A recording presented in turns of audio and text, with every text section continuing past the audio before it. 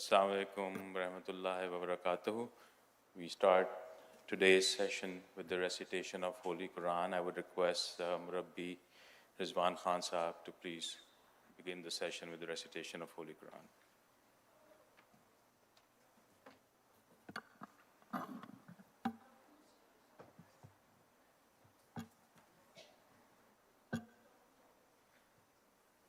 أعوذ بالله من الشيطان الرجيم بسم الله الرحمن الرحيم لقد خلقنا الإنسان في كبد أيحسب أن لن يقدر عليه أحد يقول أهلكت مالا لبدا أيحسب أن لم يره أحد ألم نجعل له عينين ولسانا وشفتين وهديناه النجدين فلاقتحم العقبة وما أدراك ما العقبة فك رقبة أو إطعام في يوم ذي مسغبة يتيما ذا مقربة أو مسكينا ذا متربة ثم كان من الذين آمنوا وتواصوا بالصبر وتواصوا بالمرحمة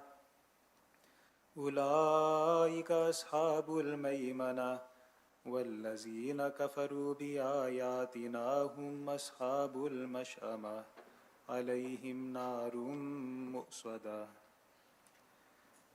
Translation: In the name of Allah, the Gracious, the Merciful. Verse 5 until verse 21 of Surah Al-Balad. We have surely created man to face hardships. Does he think that no one has power over him? He says, I have spent enormous wealth. Does he think that no one sees him? Have we not given him 2 eyes and a tongue and 2 lips? And we showed him 2 ascending paths of nobility. But he did not follow the path of Aqaba. And what should make you know what the Aqaba is?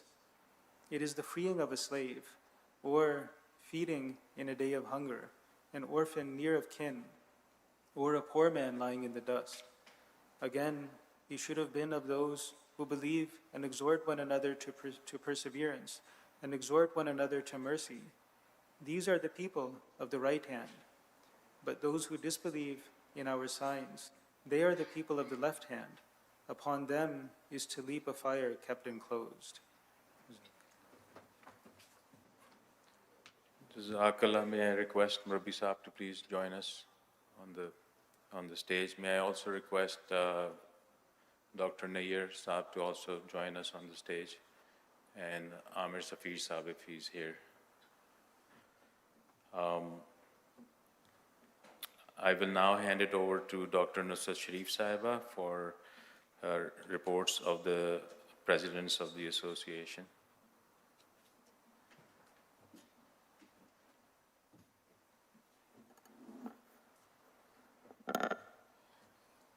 Assalamu alaikum wa rahmatullahi wa barakatuhu.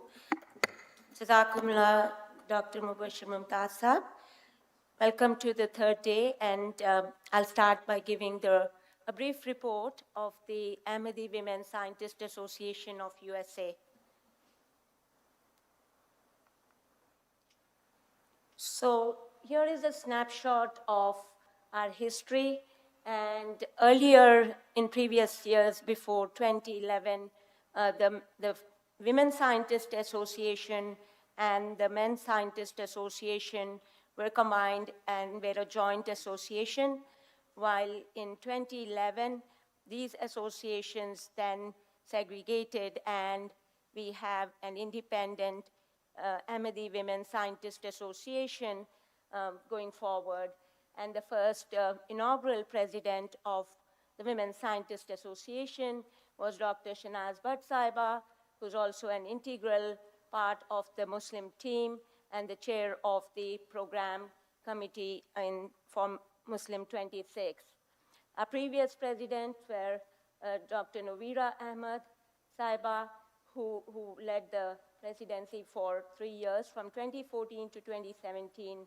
And currently, I'm humbly serving as the president of AWSA. Here is the AMLA, the current AMLA of the Ahmadi Women Scientist Association with their office designations. Dr. Shnaz Bhatt is our vice president.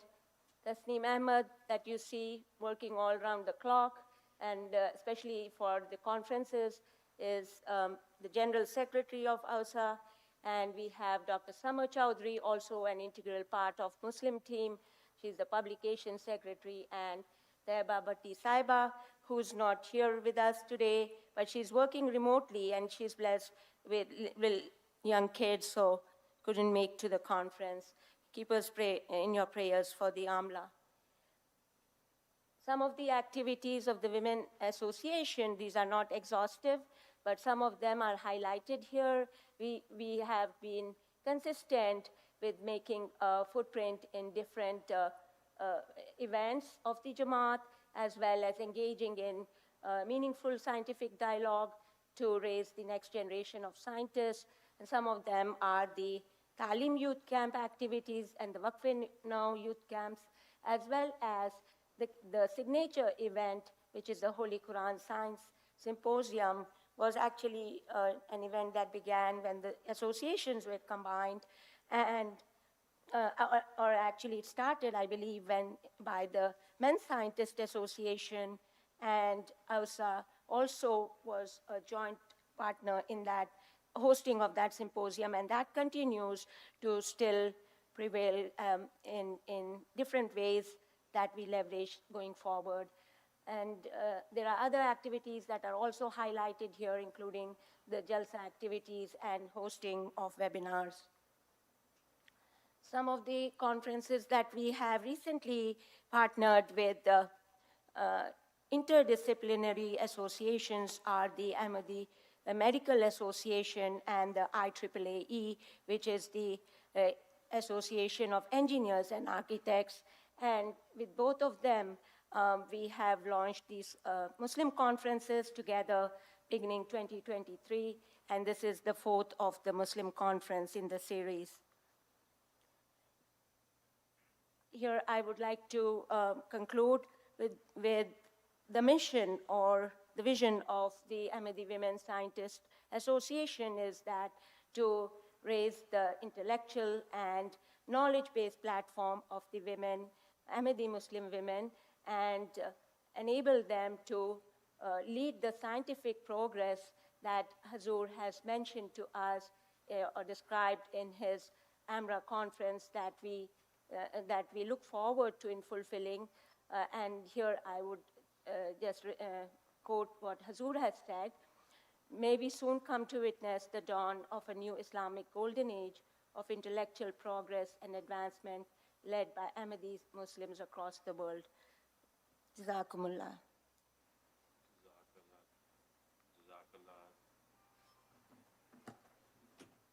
Jazakallah, Dr. Nusrat Sharif Sahib. I would request the president of IAAAE, Junaid Malik Sahib, to please give the report.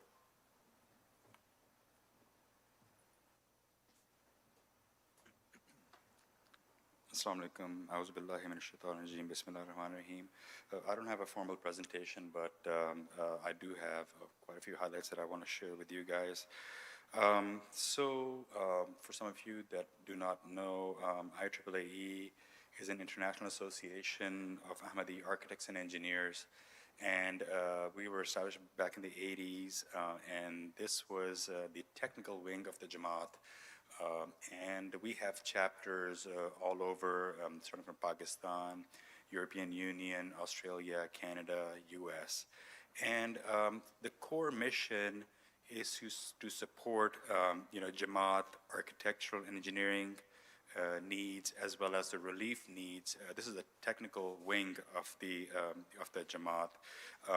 The other very important mission is to organize all of our architects, engineers, contractors, and people who are in the technical fields under one platform so they can all benefit the Jamaat Very important aspect is to mentor our youth, especially as they are trying to decide what careers to choose, given the options, given the opportunities, given the guidance, in that regard, if they are interested in some of those technology as well as architecture engineering fields, encouraging them to excel in math and science, because that is the basis for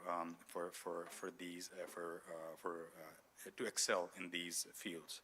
And then a very important aspect is to increase collaboration and cooperation. And this is a prime example where we all are standing and attending Muslim conference, and we are collaborating towards a common goal, which is to, spread the message and how we can assist in different Jamaat initiatives and projects. And of course, the ongoing research and support and career guidance and job resources. From Hazur guidance directly, Hazur has focused on two major items for IAAAE International to focus on. And the first one is to, again, we should be motivated by the love of humanity and desire to attain pleasure of Allah. So everything that we do where we share our technical expertise to help out in any capacity, be it in a local capacity or international capacity, helping somebody with a project, somebody with a mentor, be a mentor for somebody. It's really for the true, the love of Allah Ta'ala and service to mankind. The other very important aspect that Hazur has been identifying in the past 5 to 7 years is how does IAAAE help rebuild societies, right? Like currently, as you know, the state of world affairs, that how do we help rebuild, how do we reach out to the youth, how do we create that mass to support civilization, redevelopment, rebuilding of civilization, which is very scary, but also, it gives us an opportunity to improve ourselves on that. So with that, again, IAAAE does a lot of, as you saw some of the examples, we do help out with model village projects, we help out with water projects, we help out with building technical institutes all over the world, we help out with Jamaat, with the local masajid projects, or right now we're helping very closely with the disaster preparation projects under AMC and collaboratively working with Humanity First. So those are some of the examples where we're helping right now. A quick overview of our AMLA. We have 5 elected AMLA members and 1 Lajna liaison. I'm really hoping that inshallah we're going to have an election, inshallah. Our cycle runs every 3 years. So, we're looking forward to that. But currently I'm serving as the president, and then Afan Abdullah Saab, he's an electrical engineer. He's serving as our general secretary. We have, Tariq Amjad Saab, who's, serving as a joint secretary. And then we have Naveed Tahir Saab, who's also a civil engineer. He's also serving as our finance secretary. And then we have auditor Naveed Aslam Saab. And our Lajna liaison is Namuda Sair Saiba. She is the contact point for all the Lajna resources. And I really hope that in our next AMLA we have a lot of presence from our Lajna members as well, because they are contributing to a lot of our projects and they're very, very motivated. So I really want to encourage that. Just to kind of give you a little bit of overview of the makeup of our community. We have 350 contacts. I would say about 20% of those are electrical engineers, and these are also, they go into like technology side, so that includes IT as well. We have 10% folks that are contractors in trades, and then we have the other 10% that includes folks like civil engineers and architects that help that help with Jamaat projects like Masajid and that kind of stuff. So that's the makeup of our community. Again, like I said, we are constantly focusing on a few things, again, under the leadership in USA, under the leadership of Amer Saab. We are also working closely with National Secretary Property Saab.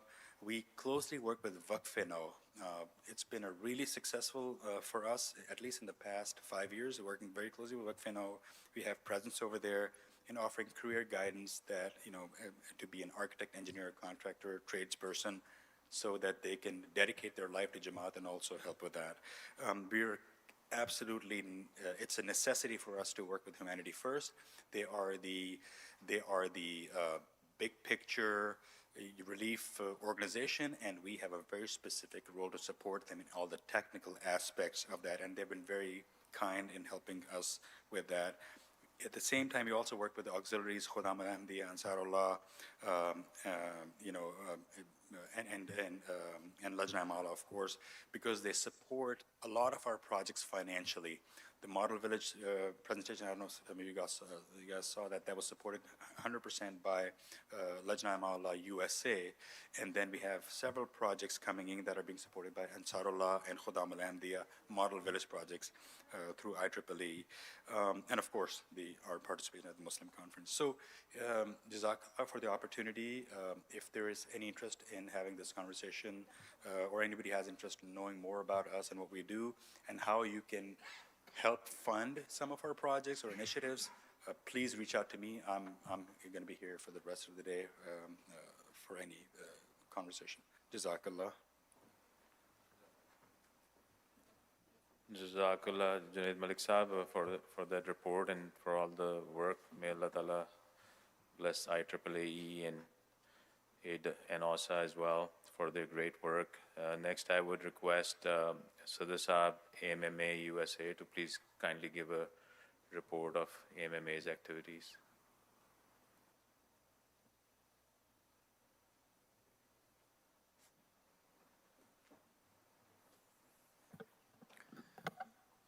A'udhu billahi minash shaitanir rajeem. Bismillahir rahmanir rahim. Assalamu alaikum wa rahmatullahi wa barakatuhu. It's my distinct privilege to provide a brief report of the activities of the Ahmadiyya Muslim Medical Association USA for this past year. It's a privilege to serve as the president of the Medical Association, along with the vice president, who is Dr. Mubashir Mumtaz, to my left. We are also blessed that we have a historic milestone for AMMA, that this is the second year of our AMLA, but our AMLA is 60% ladies, and the other three members are Dr. Qurratulan Mansoura, who is the General Secretary, Dr. Nadia Malik, who is the Finance Secretary, and Dr. Aisha Ahmed, who is the Lajna Liaison. In addition, this past year, the primary focus of our activities has stemmed around beloved Hazur's advice and guidance to AMMA.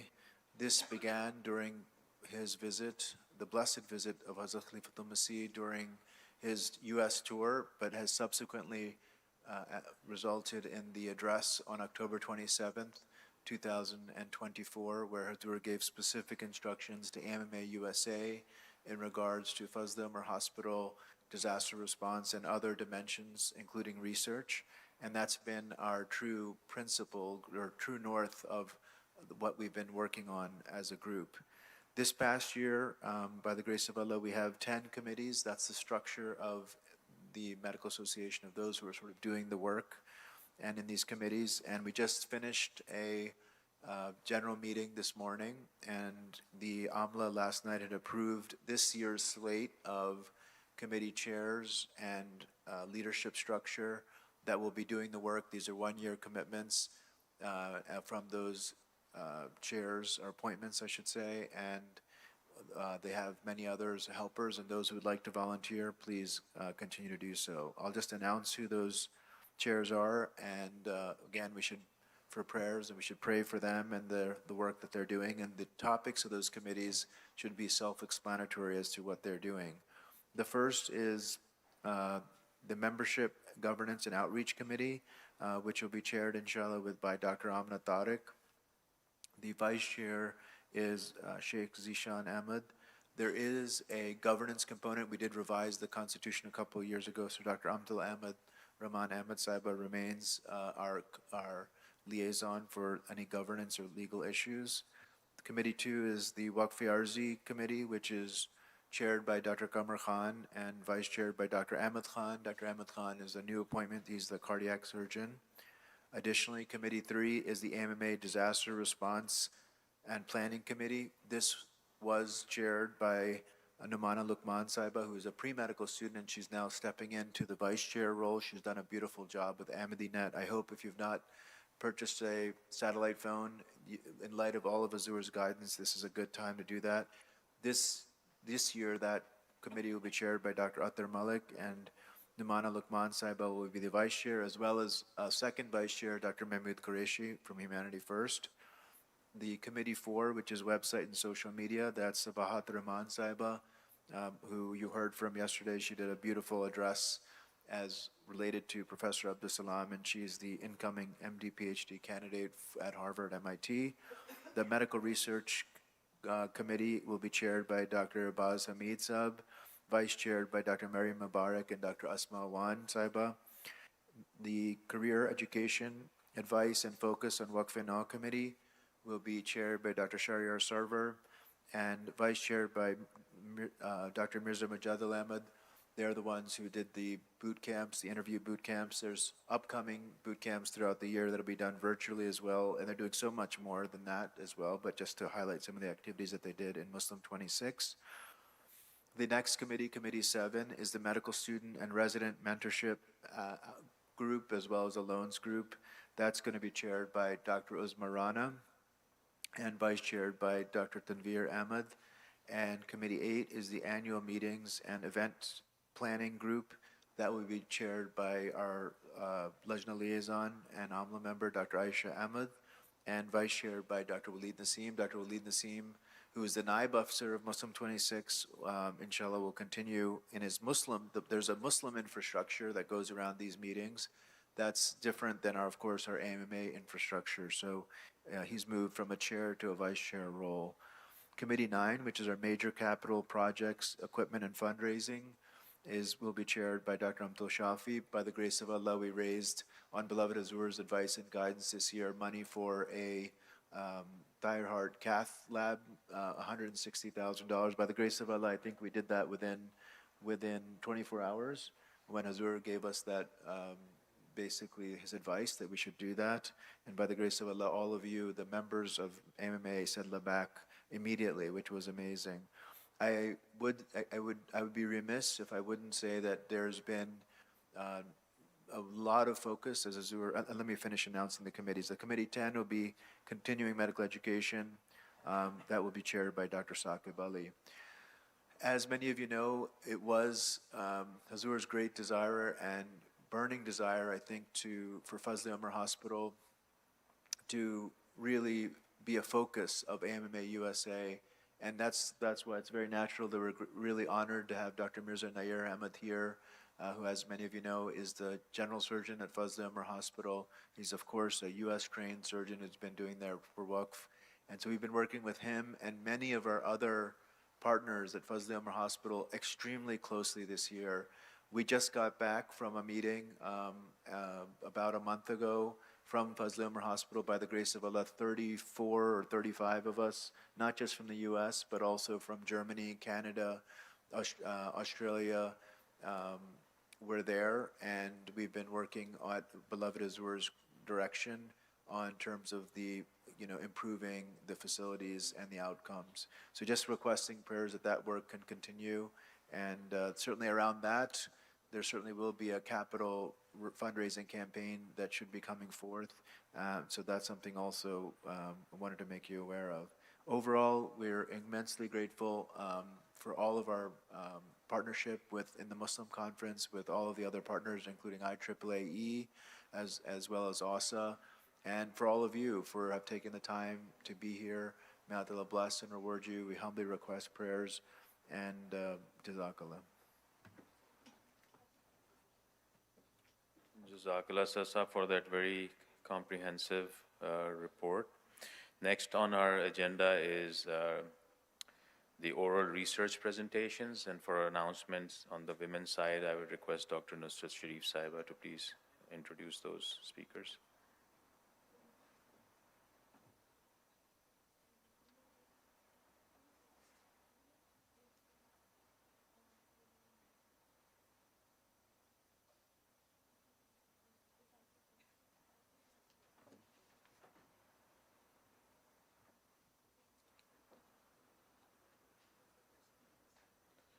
we're really a little bit ahead of time, Dr. Nusrat, so do we want to go ahead with those oral research presentations? Would you like me to announce them?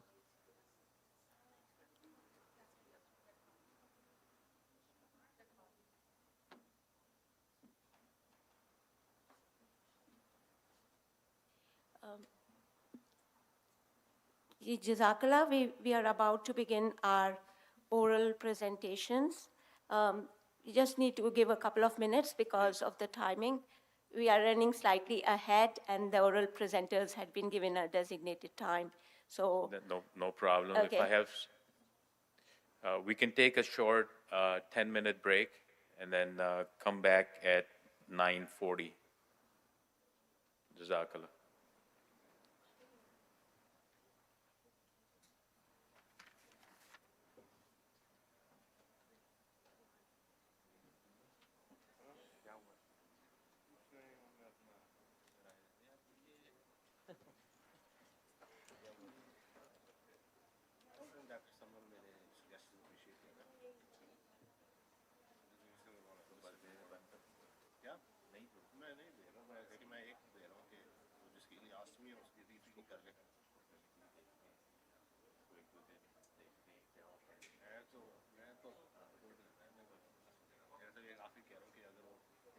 I get your point. When I go there, I refeed him, right?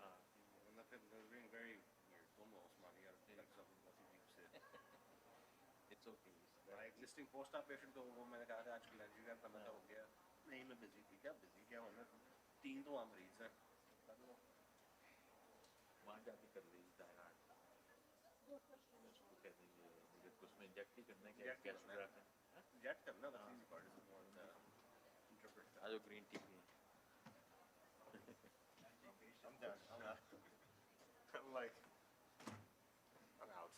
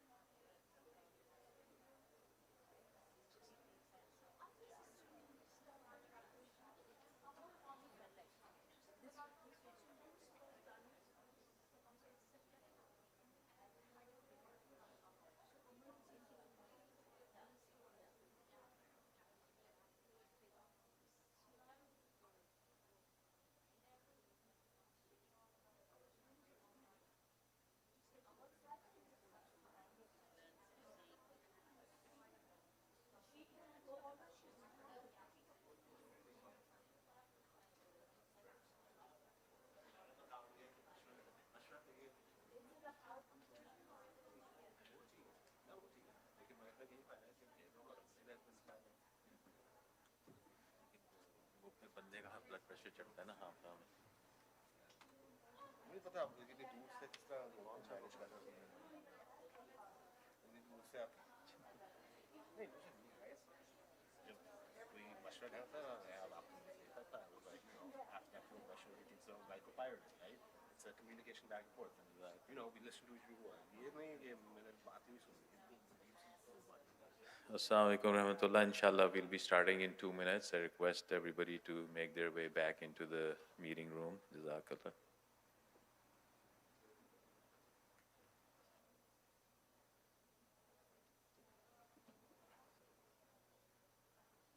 Dania?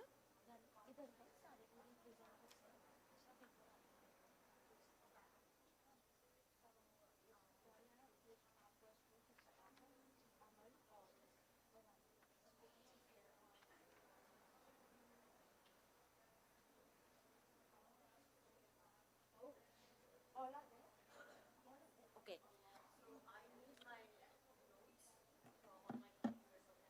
Yeah, bring your computer. Yeah. Assalamu alaikum.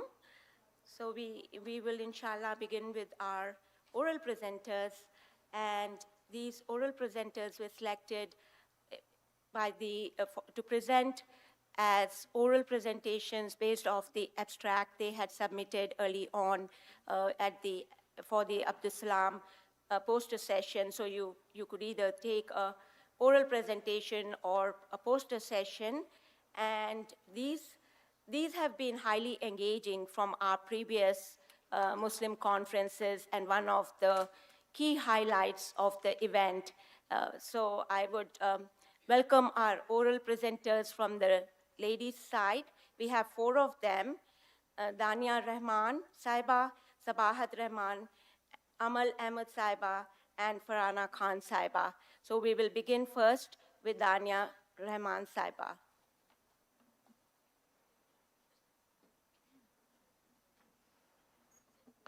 أعوذ بالله من الشيطان الرجيم بسم الله الرحمن الرحيم Assalamu alaikum wa rahmatullahi wa barakatuhu. My name is Dania Rahman. I'm a clinical professor at FDU and have an ambulatory care clinical practice at an internal medicine clinic.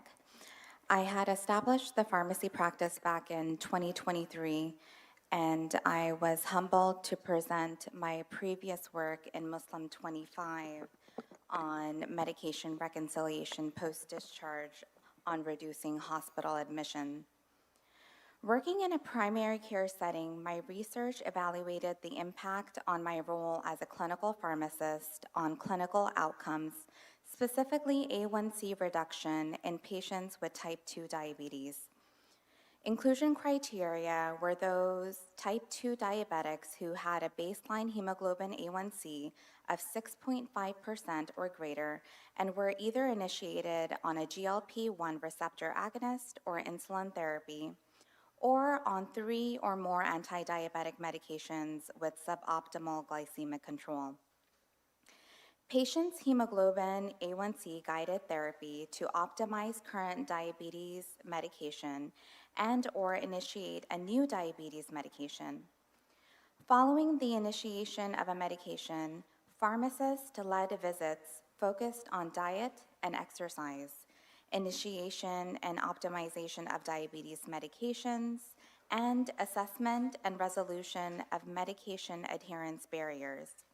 Majority of the patients referred to the PharmD clinic were uninsured and in low socioeconomic status.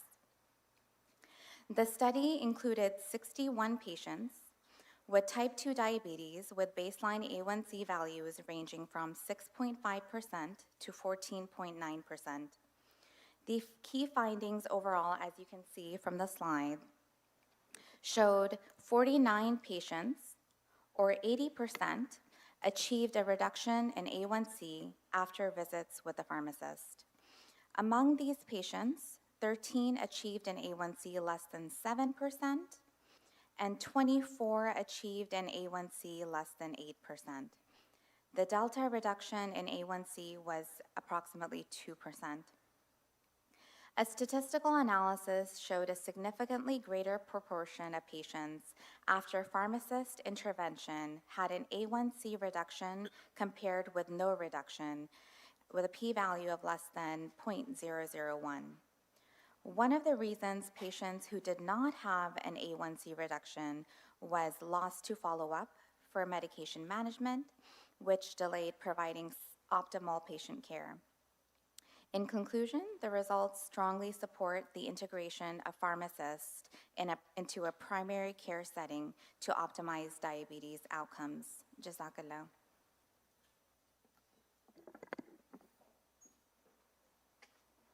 Jazakallah. Now we have Sabahat Rahman. أعوذ بالله من الشيطان الرجيم بسم الله الرحمن الرحيم Assalamu alaikum wa rahmatullahi wa barakatuh, respected guests and dear MSLM attendees. My name is Sabahat Rahman, and today I'll be sharing a brief overview of my work looking at T cells and ulcerative colitis. In the Holy Quran, Allah Ta'ala says, "And with him are the keys of the unseen. None knows them but he." There's so much that we still don't understand about Allah's creation and human biology, and ulcerative colitis, or UC, is a striking example. UC is an inflammatory bowel disease in which patients experience chronic inflammation of the gastrointestinal tract. Many patients don't respond to existing therapies, and 10 to 20% ultimately require complete surgical removal of their colon and rectum. The condition is immune-mediated, and we know that abnormal T-cell responses are involved. However, very little is known about what T-cell populations drive disease states and how T-cell populations change across time in patients. In our study, we analyzed a novel dataset of longitudinal sequencing across 30 UC patients, wherein we were able to identify distinct T-cell populations, which we call clones. Strikingly, we found persistent and dominant clones in 28 out of 30 patients. In other words, almost all patients had clones that both persisted across multiple time points and were among the most expanded clones. Moreover, we were intrigued to find that clone persistence was uncorrelated with the time between samples. This research shows that UC patients may harbor T-cell populations for long periods of time, prompting many exciting new questions. For example, what are the functions of these T-cells? Inshallah, future studies in this field can pave the way for specific biomarkers or targeted T-cell therapies for UC patients. Jazakallah.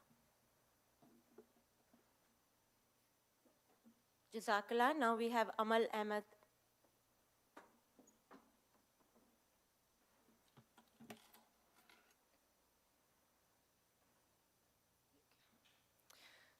Assalamu alaikum. Bismillahirrahmanirrahim. My name is Amal Ahmed. I'm a George Mason graduate and a pre-PA student on the PhD route. I work with Zoha Ahmed under ophthalmologist Dr. Asma Bajwa at the Neuro Eye Research and Surgery Institute. And today we're presenting a case about a possible energy drink-associated vitreous hemorrhage in a 23-year-old female. So our patient presented with sudden blurry vision and floaters in her right eye following exercise. She was consuming around 1 to 2 energy drinks a day containing guarana, which is a naturally derived stimulant found in many energy drinks. Even though she had no known systematic disease, her father experienced a milder episode of similar symptoms many years ago, also after exercise. So over here we have dilated fundus examination photos of her right eye. Her first one was taken right after her initial vitreous hemorrhage, and as you can see, there's a lot of bleeding in her eye. The next one is a week after she was on topical steroids, and the bleeding remained stable. Then the patient didn't follow up for a couple of weeks and went on 2 trips, which are indicated by the heavy bleeding in the next 2 photos. At the 4th photo, this is where Dr. Bajwa administered an intravitreal anti-VEGF injection, which alhamdulillah cleared up the eye a little bit. In her initial photo, her visual acuity was 20/400, and alhamdulillah improved to 20/40 in her most recent exam. In conclusion, even 1 to 2 energy drinks per day may pose hemorrhagic risk in young patients with underlying vascular vulnerability. Given this patient's positive family history, she may have had pre-existing fragile cells from Leber's miliary aneurysm inherited from her father, which warrants further retinal evaluations. However, clinicians should inquire about energy drink consumption as part of ocular history in young patients presenting with unexplained VH. Jazakallah.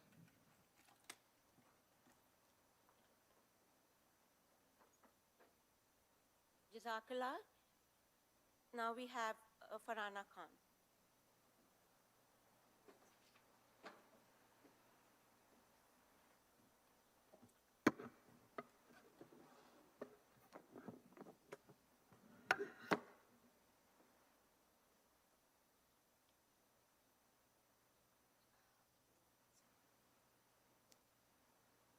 Assalamu alaikum, everyone.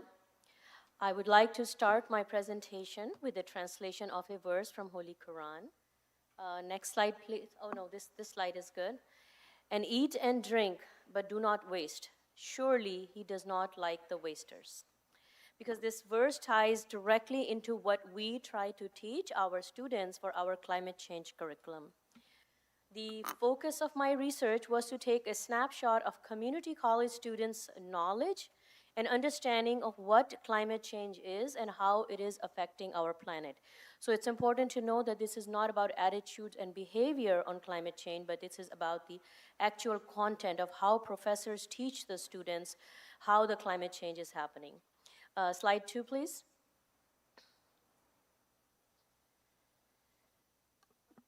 Okay. Climate change has been monitored formally by scientists since the 1850s. That's around the Industrial Revolution. Majority scientific body agrees that global warming has increased after Industrial Revolution, and the elevated greenhouse gases are impacting sea levels, food shortages, extreme seasonal changes, and increased rate of ecological decline. In 1975, UNESCO created a framework of climate change education, which is called Belgrade Charter, and you can find it over the internet, which defined the curriculum of climate change education. Most of the colleges and schools now teach this ever-evolving curriculum, but certain domains of knowledge remains the same. Usually, public and private universities are leaders of this kind of research. However, the community colleges, which serves about 40% of undergraduates, are often left behind. Hence, one of the professors at the NVC, Northwest Vista College, chose to assess where we stand at a community college. We modeled our research on a previous work done by ASCID in 2015, who created the assessment tool, and the assessment tool was a 20-question document. And you can see on the screen, I just have a small screenshot of that assessment tool. And those 20 questions are coming from the 20 specific domains of the climate change education. For our research, we chose a non-probability sample of convenience. What does it mean? It means that we sent the tool to all the students enrolled in the spring of 2018 via email, and that was about 1,645 students. And if somebody completed the survey, that student was part of our sample. The survey was open for 3 weeks. Next slide. Okay, so these are the responses and the results. So there was a large variation in numbers of correct responses by questions. Okay, we have 383 responses, and out of those 383, when we cleaned up the data, we had 281 people. So 281 was our N. And most people responded very well, the difference between climate and weather, but the other times when we're talking about radiation by the sun or the photon, they struggle with it.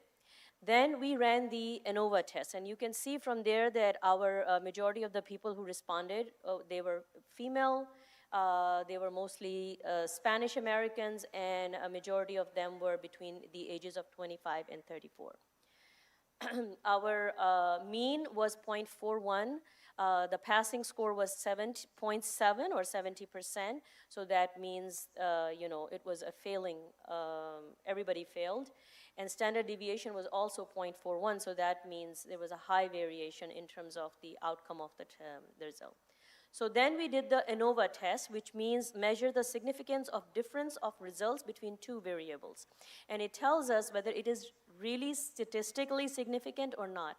So ANOVA showed us that the difference of female versus male was significant.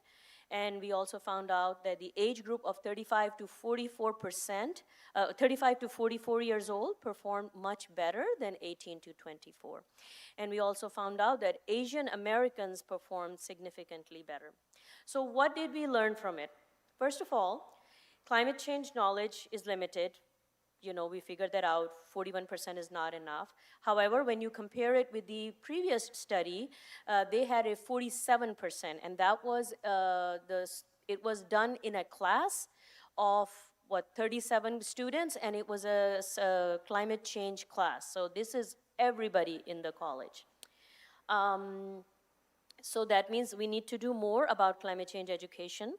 We should also compare our study with other 2-year and 4-year colleges, and we can also use it as a pre and post test for climate science courses. And as a matter of fact, if anybody wants to check their status of climate change education knowledge, I have some hard copies of the questionnaire. It's a 20-part. It takes about 10 minutes with the answer key.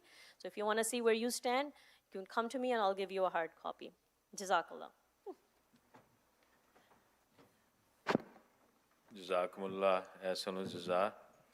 During one of those presentations, my good friend and colleague whispered in my ear, "Ke isko to Nobel Prize mil jana hai." So to that I responded, "Inshallah," and I said Ameen in my heart for all of these presenters. MashaAllah, great presentations by our women scientists. Allah Ta'ala says in the Holy Quran, Lillahi mulku samawati wal arzi wa ma fihinna. To Allah belongs the kingdom of the heavens and the earth and whatever is in them. So it's very well possible that Allah Ta'ala can open those gates of knowledge and treasures for all of these scientists. Next, we have 3 presenters from the men's side. The first presentation will be methodology to compute structural racism index, a systemic review, which will be presented by Ali Iftikhar Saab, but his co-authors are Emmanuel, Animashon, Hussein Zari, Daryl Gaskins from Johns Hopkins University. Is Ali Saab here? Jazakallah, please.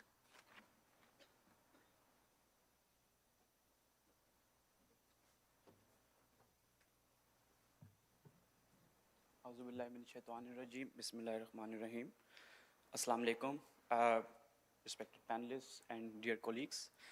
So I want to start off this topic with the Quranic verse, because today we are going to look at racism from 2 lenses. One is divine lens, the other will be human lens. So obviously, because Allah Ta'ala has more power, so I'll start off with the divine lens.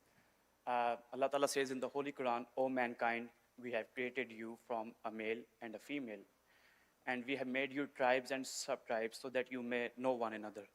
So my emphasis, I would like you to emphasize on know. Because know here is, Allah Ta'ala is trying to say, so you can recognize each other. Verily the most honorable amongst you is the sight of Allah, is he who is the most righteous among you. Surely Allah is all-knowing, all-aware. So Allah Ta'ala is basically saying that there is no difference in any human. The only difference is why I put you in tribes and made you different is so that you can recognize each other. That's why I wanted to emphasize on the word no. So my topic is methodology to compute structural racism index, which is a systematic review that we did at Johns Hopkins. Next slide, please.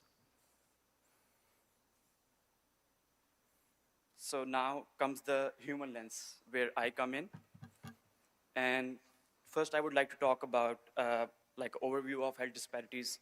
So health disparities rooted in historical injustice such as slavery and segregation, and marginalized groups face barriers to healthcare, economic opportunities, and education. So why it is important to quantify structural racism, that is the main question. It is very important because it is essential for us to understand health outcomes and so that we can address health inequities. And how does it impact public health? So it is very significant because a robust structural racism index is needed, and it would help in identifying areas of interventions. It will help assess policy effectiveness and guide targeted efforts to address structural racism. And the potential impact is that it contributes to dismantling racial barriers and promoting health equity. Next slide, please. So it's a very complex problem, and it is multidimensional and intersectional in nature. There's no single definition of structural racism. And what are some of the indicators which we have synthesized to reflect this complex and overlapping manifestation of structural racism is employment rate, income discrepancies, education attainment gaps, civic participation, justice system biases, workplace discrimination, healthcare disparities, access disparities, and housing segregation. Okay. This is the last one. Thank you. Yeah. So these are some of the like the main headings, and you can further go into more depth when you look at these stuffs because the systematic review and this is a short presentation. But I do have a poster downstairs as well where there's like a little more detail if you guys want to look at it. It's poster 26. Thank you very much. Jazakallah. Jazakallah Ali. Next presentation will be by M. Akif Qadir Saab. The topic is direct femtosecond laser fabrication of microprism arrays. He's presenting on behalf of his team of John Chen and Ji Kiao from Rochester Institute of Technology, New York.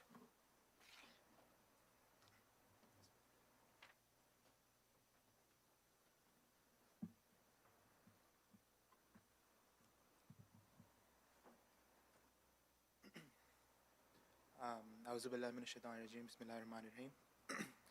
Assalamu alaikum wa rahmatullahi wa barakatuhu. My name, as the kind introduction, is Muhammad Akif Qadir. I'm a PhD student doing research in the field of optics and photonics fabrication. Primarily, optics and photonics are an incredibly important tool in any device that needs imaging to function. These devices can be regular film cameras to cell phone cameras, automobiles, aircrafts, AR, VR goggles, object tracking, vision systems, eyeglass lenses, microscopes and telescopes, and there's various medical specialties present at this conference, and I'm sure a lot of you would agree that a lot of the tasks you perform in day-to-day are not possible without imaging, and imaging is not possible without optics. So it is a very vital tool in multiple industries as these devices and systems get more complex and compact, small in size. There exists a need for novel methods to fabricate them. The innovative solution we are focusing on, as the title of my project suggests, is the use of a femtosecond laser to fabricate these devices. A femtosecond laser is a new development in laser technology where laser light is concentrated into a very short duration of a pulse. This high concentration of energy allows us to smoothly process and shape the surface of a glass substrate. In our lab, we are employing this technology to make glass optics. Here are some examples of the surface shaping we have conducted.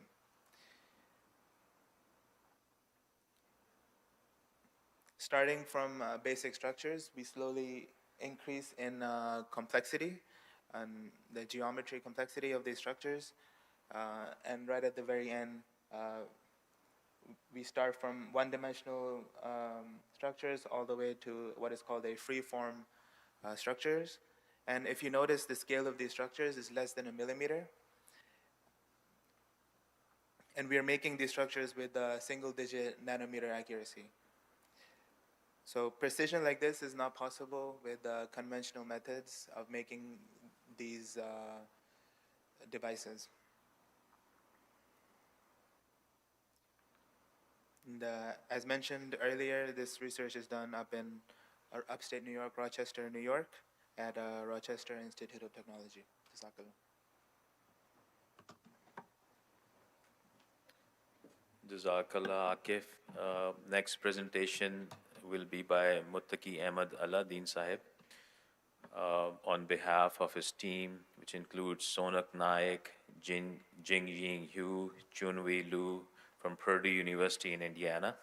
The topic is knowledge graph construction from domain science papers using structure-aware and hierarchical RAG chunking. Muttaqi Sahib.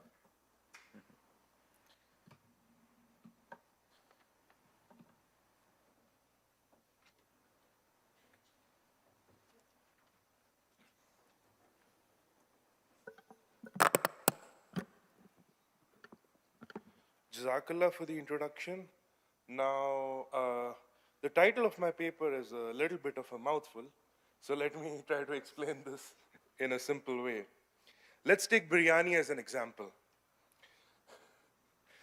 If I want to describe biryani in an organized way, I can say that the product is biryani and the related spices, meats, salt and water, these are the ingredients that are related to biryani. A knowledge graph is basically a structured way of storing information. Instead of having information scattered throughout the recipe, we have them in one organized way. So in our project, unfortunately, there aren't many peer-reviewed papers about biryani recipes. So in our project, we use chemistry papers instead. So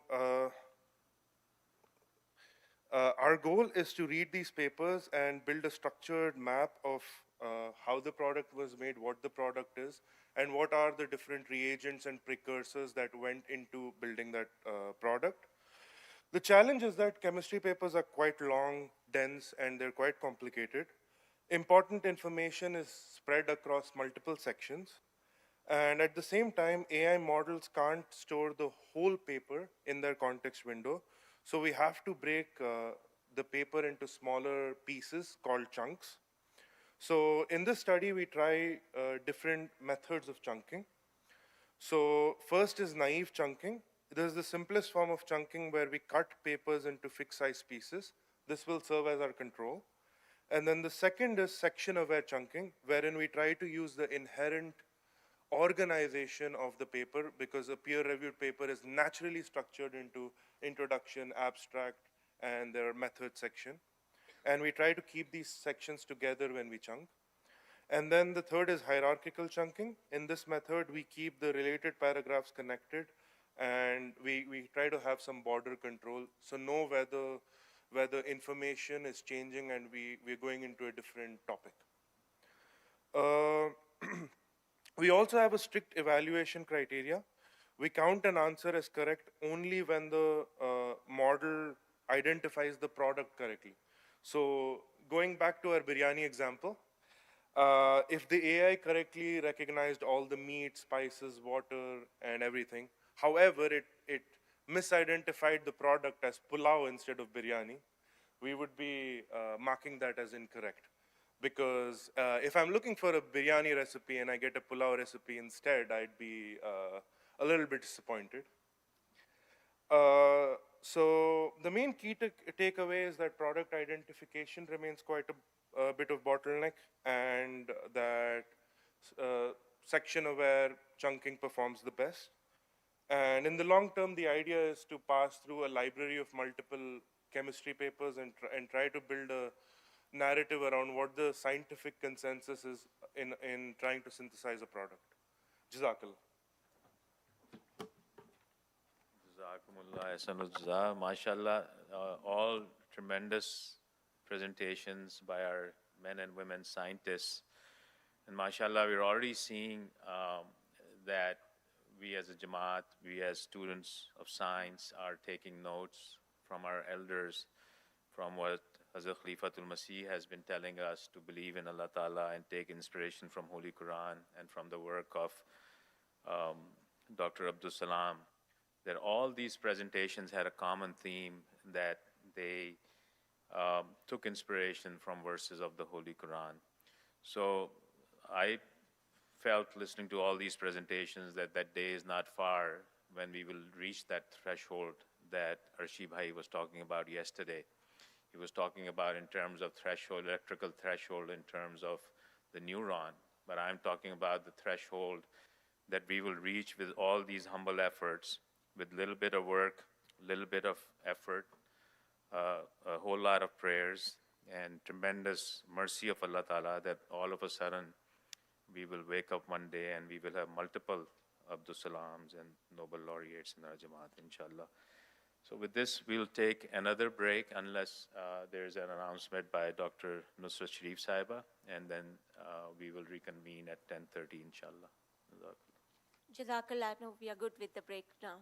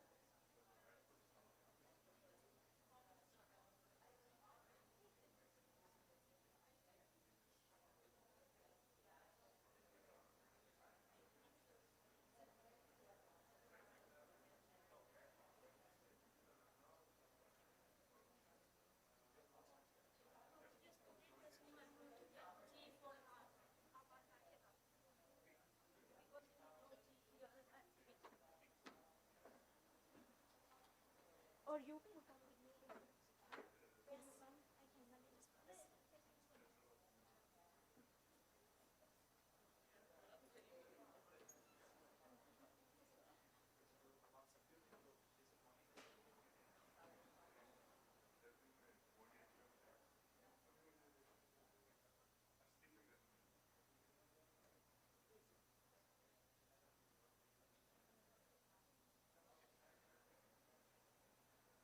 this.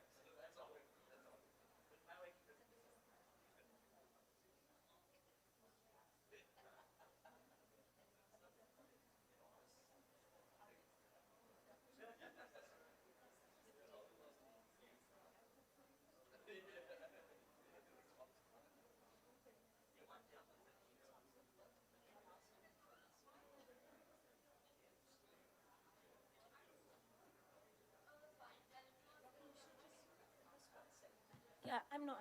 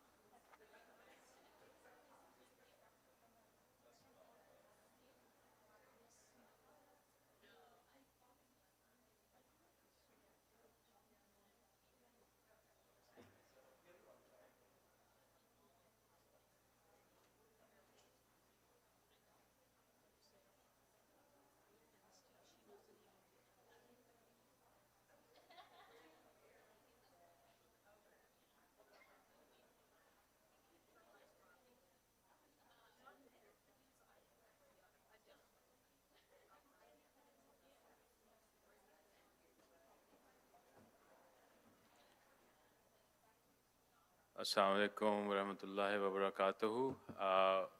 We are 1 minute over the start time. It's 10:31. I would request everybody to please come back into the meeting rooms. Is Dr. Nusrat Sharif Saiba there on the ladies' side? Ji, Assalamu Assalamu alaikum. alaikum, Dr. Saiba. Wa alaikum salam. Yeah, we are about to start. Jazakallah. We just bringing the people in. So give a couple of minutes, please.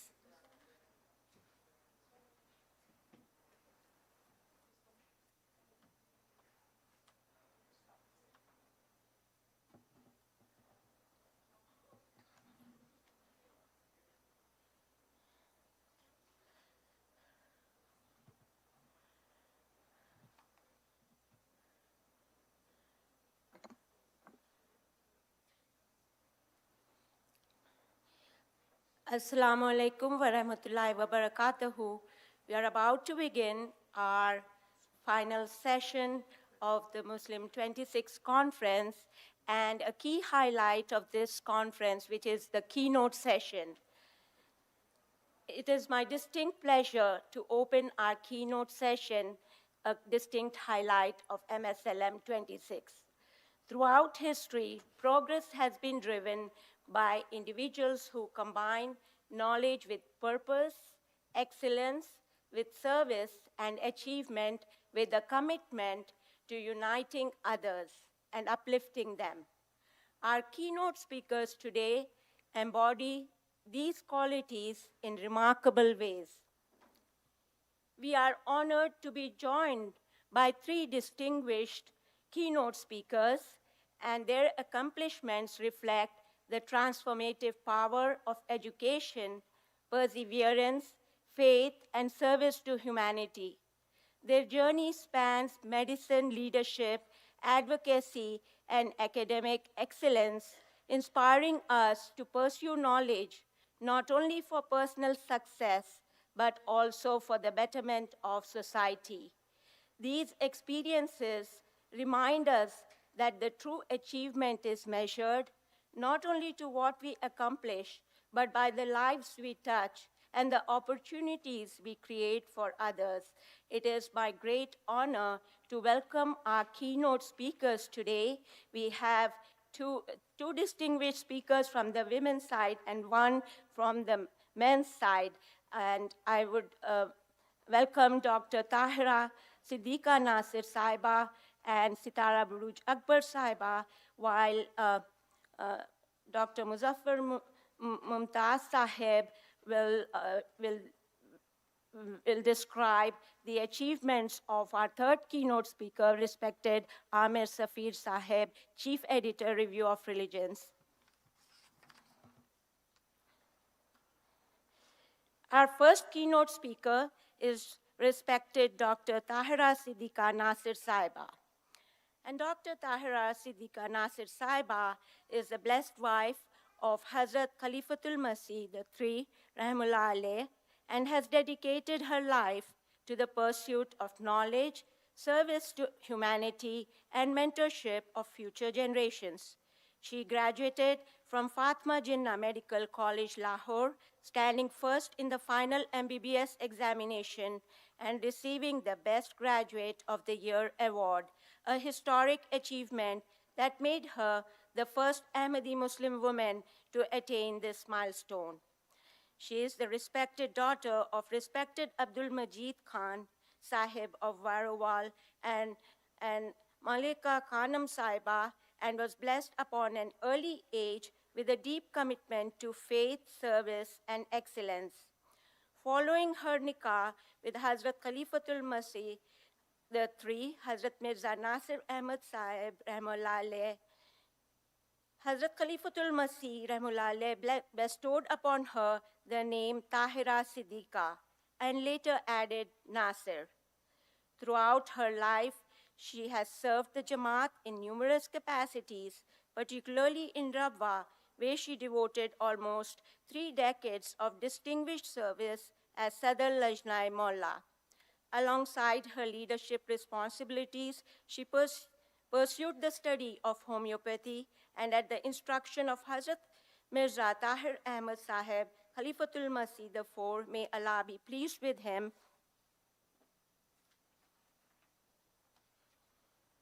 served patients through homeopathic practice at Fazle Umar Hospital and established the homeopathic clinic of Lajna Molla in Rabwa, Pakistan.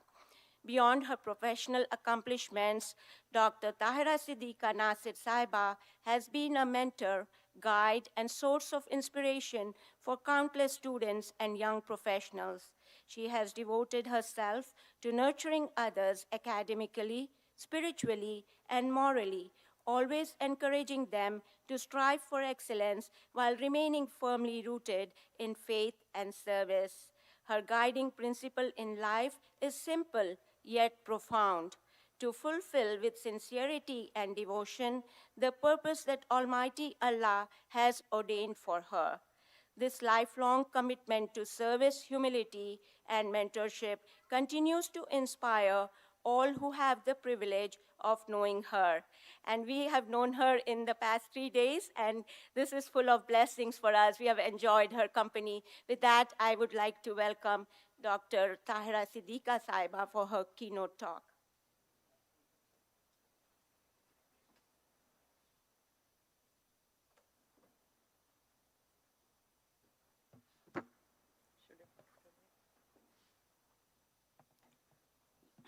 Assalamu alaikum wa rahmatullah.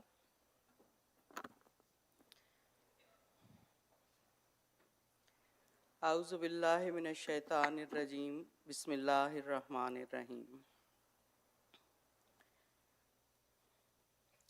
The topic of my speech is promoting scientific advancement through an understanding of God's unity. It explores how the oneness of God is reflected and supported by the scientific study of the world around us and within ourselves, guided by the teachings of the Holy Quran. Allah says in the Holy Quran, Allahu nurus samawati wal ard, 24:36, Allah is the light of the heavens and the earth.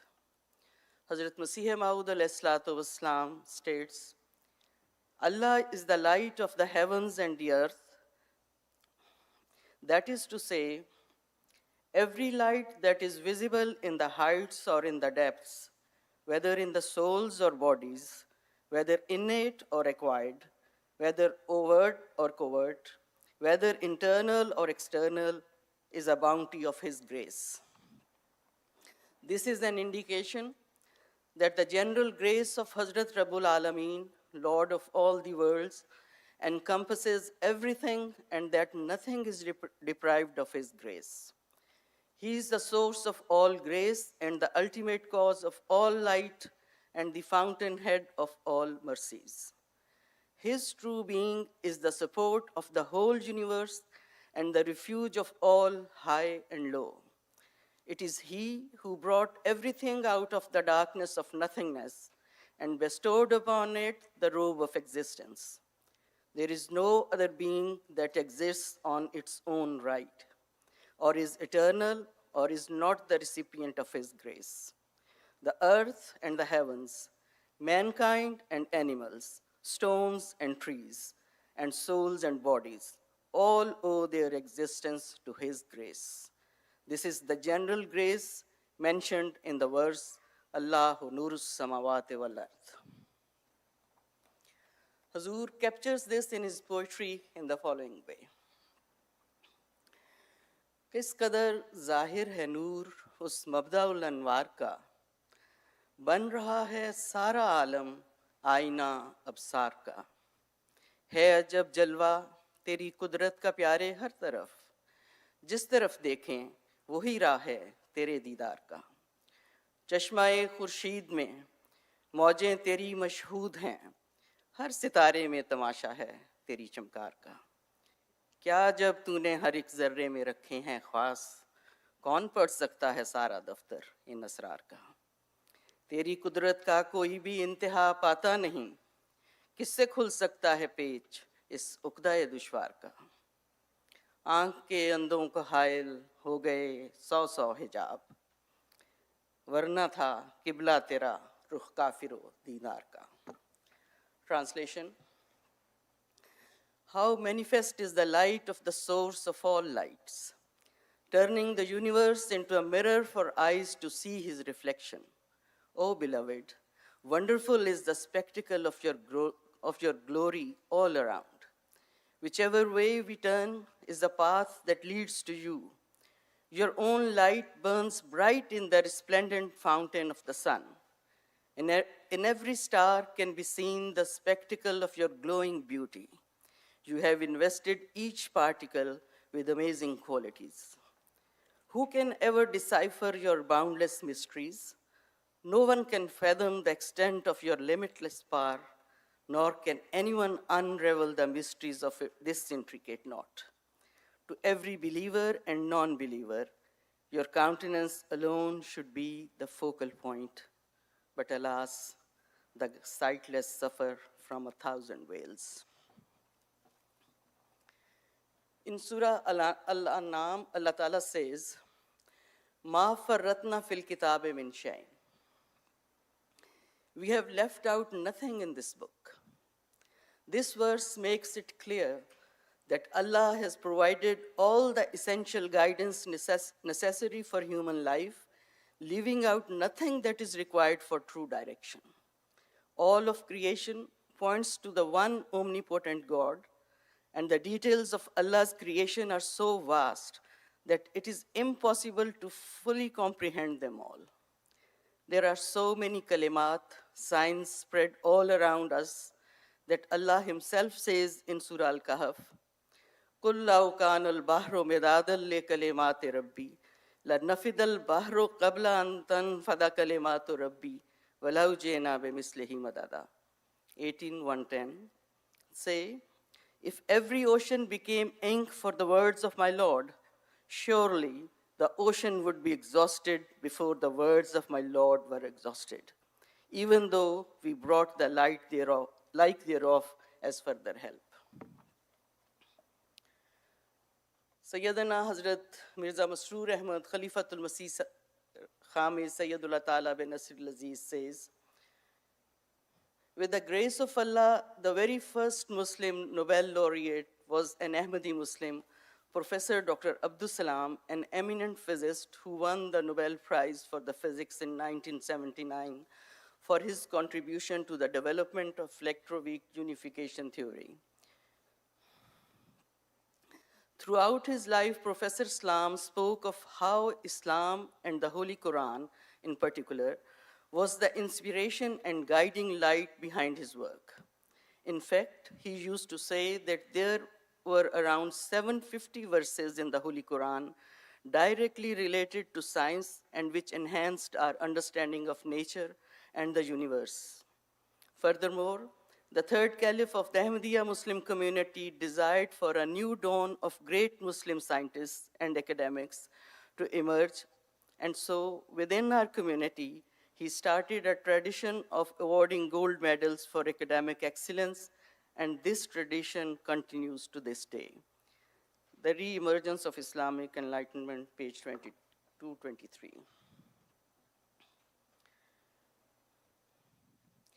Now, in this era, when humans have turned away from their Creator, it is the paramount duty of every Ahmadi Muslim to strive earnestly for the establishment of Tawheed in the world, guided by the Holy Quran.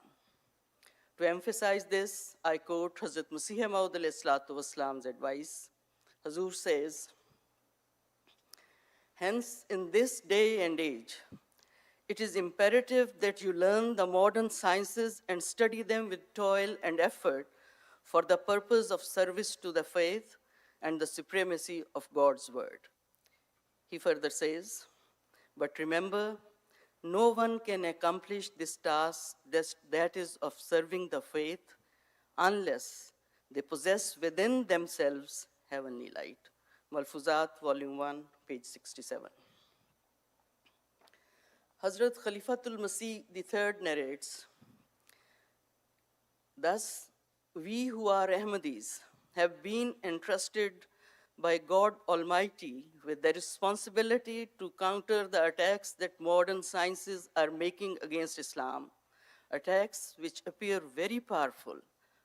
This means that within the Ahmadiyya community, there should be intelligent and capable young individuals who are properly trained, who possess a thorough understanding of the religion of Islam, and who have mastery over the writings of the promised Messiah, peace and blessings be upon him. They should be so well equipped that no scholar in the world, no matter which field of science or any field of knowledge he belongs to, can engage them in discussion without being silenced in accordance with this prophecy and without them upholding the honor of Islam in the world. Great attention must be given to this matter. Jalsa Salana Address, 27 December 1975. How to advance in the field of research and work and seek guidance from the Holy Quran. In this regard, the Holy Quran itself illuminates the path for us. In the very first chapter, Allah Ta'ala teaches us that if you wish to attain any kind of knowledge or guidance, pray this verse, Ihdina Sirat al-Mustaqim. Guide us to the straight path. Thus, we pray that Allah guides us to the straight and direct path towards true facts. Otherwise, any research may lead us astray from the right track and waste our time and efforts. In the next chapter, Allah tells us that the source of all true guidance is this book, the Holy Quran. Therefore, always let the guidelines mentioned in this book be the foundation for any further research you undertake in any field. However, there are certain conditions to be fulfilled before anyone can attain knowledge and guidance from the Quran, and briefly these are: the seeker must be a muttaqi, that is, one who is always conscious of God's will, who believes in the unseen powers of God, who performs prayer, namaz in the best possible way, who spends his wealth, time, knowledge, and energies as prescribed, and who believes in all the holy books and the last day of judgment. These are the ones who will be allowed to pick the pearls of truth from the Quran's boundless ocean, and they shall be successful. The Holy Quran consistently points humanity towards the omnipotent Creator. On numerous occasions, Allah Himself urges people to reflect upon these specific signs and His creations. I have chosen Surah Rum to illustrate this distinctive style of the Quran, in which Allah presents the creation of human beings and the world around them as clear examples for their guidance to affirm His position as the one and only Supreme Being. You can see the verses on the screen. I'll read the translation to save the time. Translation. Do they not reflect within themselves that Allah has not created the heavens and the earth and all that is between the two, but in accordance with the requirements of wisdom and for a fixed term? But many among men believe not in the meeting with their Lord. Allah originates creation, then He keeps repeating it, then to Him shall you be brought back. So glorify Allah when you enter the evening and when you enter the morning, and to Him belongs all praise in the heavens and the earth, and glorify Him in the afternoon and when you enter upon the time of the decline of the sun. He brings forth the living from the dead, and He brings forth the dead from the living, and He guides life to the earth after its death. And in like manner shall you be brought forth. And of His signs is that He created you from dust. Then behold, you are men spreading over the earth. And of His signs is that He has created wives for you from among yourselves, that you may find peace of mind in them and he has put love and tenderness between you. In that, surely are signs for a people who reflect. And of his signs is the creation of the heavens and the earth, and the diversity of your tongues and colors. In that surely are signs for those who possess knowledge. And of his signs is your sleep by night and day, and your seeking of his bounty. In that surely are signs for a people who would listen. So set thy face to the service of religion with single-minded devotion, and follow the nature made by Allah, the nature according to which he has fashioned mankind. There is no altering the creation of Allah. That is the right religion, but most men know not. So you all turn to him in repentance and seek his protection and observe prayer, and be not of those who associate partners with Allah. Surah Rum, verses 9, 12, 19 to 24, 31, and 32. Now I shall briefly explain these verses. Surah Ar-Rum begins with the Haruf-e Muqatta'at, Alif, Lam, Mim. I am Allah, the All-Knowing. In the opening verses of Surah Ar-Rum, Allah Almighty foretells the victory of the Romans over the Persians within a period of 9 years, along with the future success of the Muslims. This prophecy was fulfilled exactly as foretold, yet the disbelievers of Makkah failed to derive any lesson from it. This surah addresses those who persistently deny the existence of Allah despite witnessing clear signs.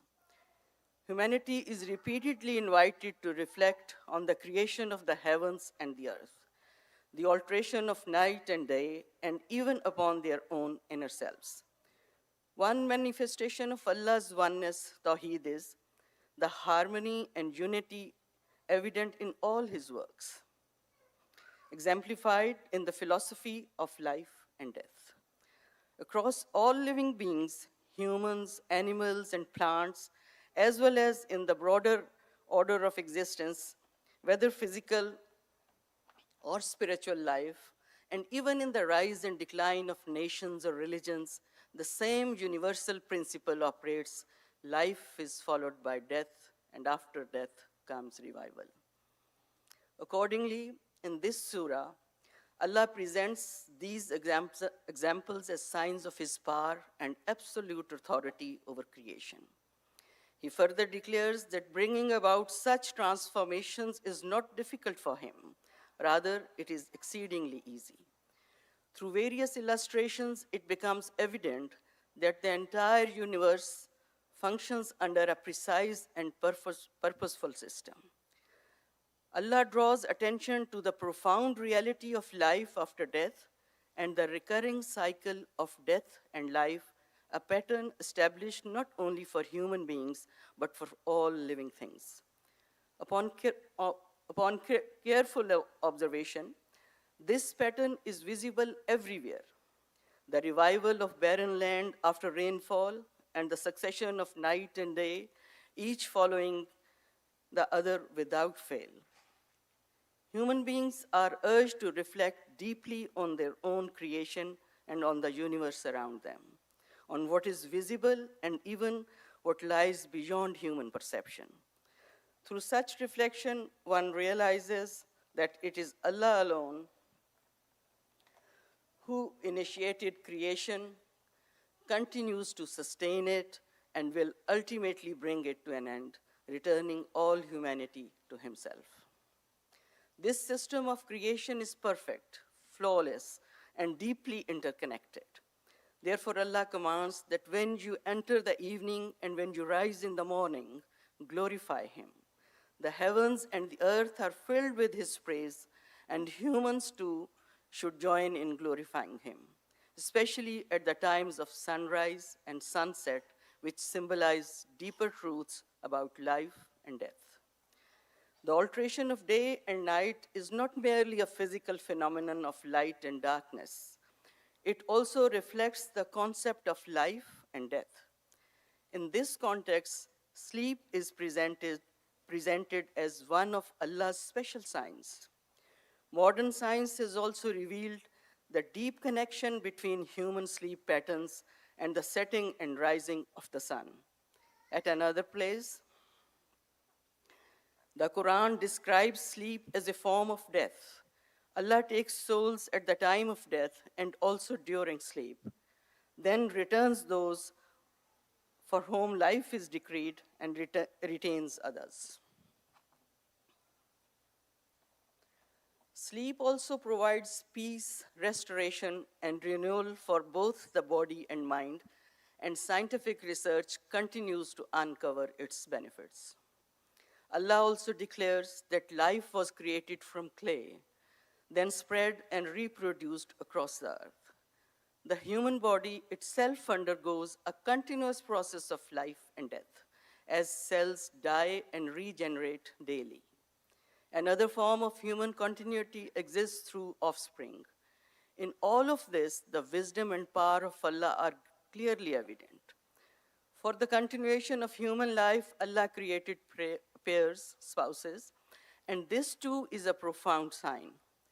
The purpose of this pairing is not only procreation, but also the attainment of tranquility, love, and mercy between individuals. This relationship provides emotional, mental, and physical balance, which is essential for human well-being. Furthermore, the diversity of human languages and colors is also presented as a sign. From a single origin, humanity has developed various variations due to different environments and conditions, all according to divine wisdom. Similarly, rain, lightning, and winds are essential systems created by Allah for sustaining life, each containing profound science within them. If a person reflects even slightly, it becomes impossible to deny the existence of Allah.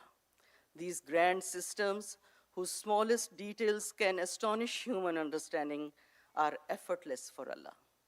Thus, Allah instructs, "So let thy face to the service of religion with single-minded devotion and follow the nature by Allah, the nature according to which He has fashioned mankind." And He calls upon humans to turn back to Him in repentance, adopt righteousness, and establish prayer, because this is the true path to success. May Allah grant us the ability to recognize His signs, believe in Him sincerely, glorify Him, and become grateful servants who call all of humanity towards His oneness. Ameen. Jazakallah.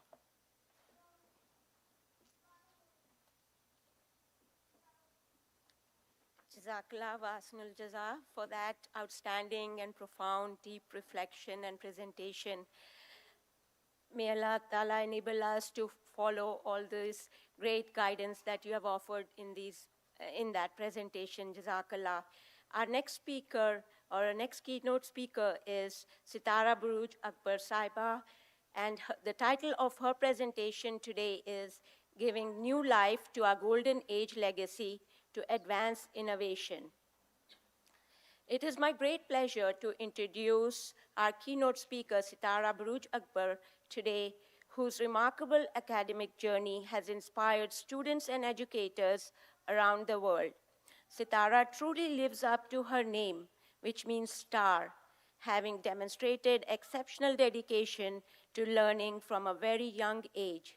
She gained international recognition for her outstanding academic achievements and her passion for education, becoming a role model for young people striving for excellence in both faith and knowledge. Sitara Brooj Akbar is an internationally recognized education advocate, activist, and multiple world record holder whose remarkable academic journey has inspired audiences around the world. She comes from a modest village in Punjab, Pakistan. She completed her IGCSEs at a young age of 11 and A-levels at age 13, setting multiple records in education. She has received prestigious national honors, including the Talented Children's Award from the Prime Minister of Pakistan and a gold medal award awarded by the President of Pakistan. At the age of 15, she achieved the highest IELTS band score of 9, becoming one of the youngest individuals in the world to do so. By 17, she became the world's youngest certified anti-money laundering specialist, specializing in regulatory compliance and financial crime. She later pursued postgraduate studies in oncology, and currently she is pursuing her PhD as well at University of Oxford, London. Today, Sitara serves as Chief Financial Officer of Al-Ahad Group, Deputy Director of SESA UAE, and Youth Ambassador for Pakistan Youth Forum. She is a passionate global advocate for barrier-free education, youth development, and women's empowerment, embodying the transformative power of knowledge, perseverance, and service. Her journey reflects the values that we celebrate as Muslim 26, perseverance, intellectual curiosity, service to humanity, and the pursuit of knowledge as a means of personal and societal advancement.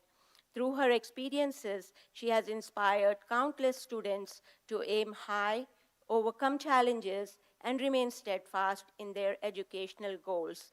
It is our great honor to welcome Sitara Brooj Akbar as a keynote to the Muslim 26 conference today. This is a unique opportunity for our students and young professionals to hear her insights on achieving excellence while remaining grounded in one's values and purpose. With that, I give the panel to Sitara Brooj Akbar.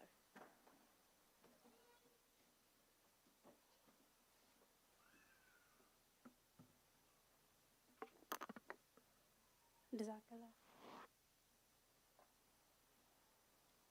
Bismillahirrahmanirrahim. Assalamu alaikum wa rahmatullahi wa barakatuh. I'm deeply honored to be here today to have the opportunity to speak about the golden age of Islam to those whom God has chosen to carry this magnificent legacy forward. When I was young, I would look at this time in history with pride, but at a distance.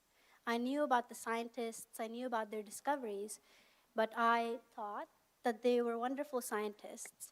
They were brilliant, but they just happened to be Muslims. It was later, when I studied their work deeper, that I realized it was the opposite. They were not scientists who happened to be Muslim. They were Muslims whose curiosity existed because of the Quran. As Appajan told, in over 750 verses of the Holy Quran, we're instructed to investigate the world that God has made, which made these Muslim scientists who they are.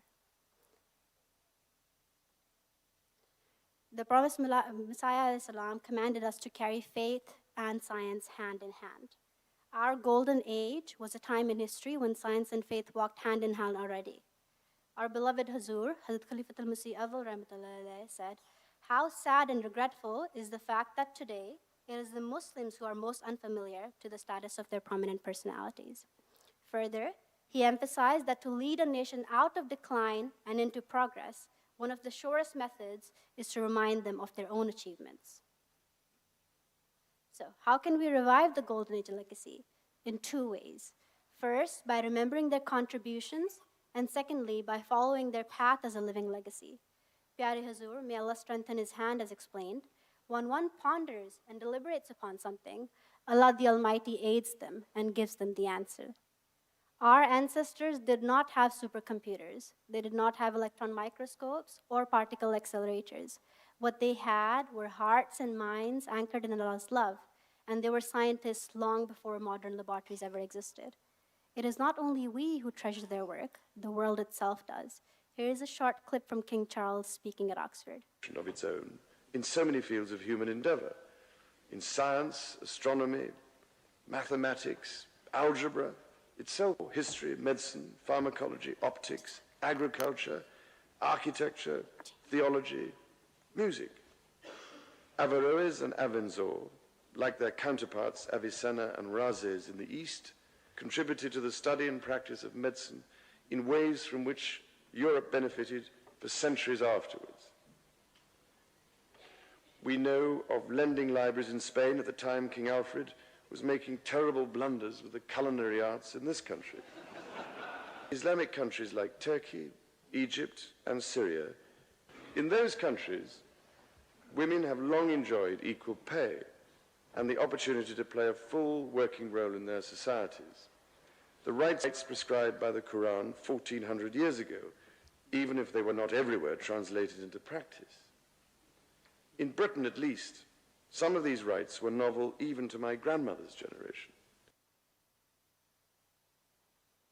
The Muslim scholars of that era produced masterpieces in architecture and mathematics, in technology, medicine, and astronomy.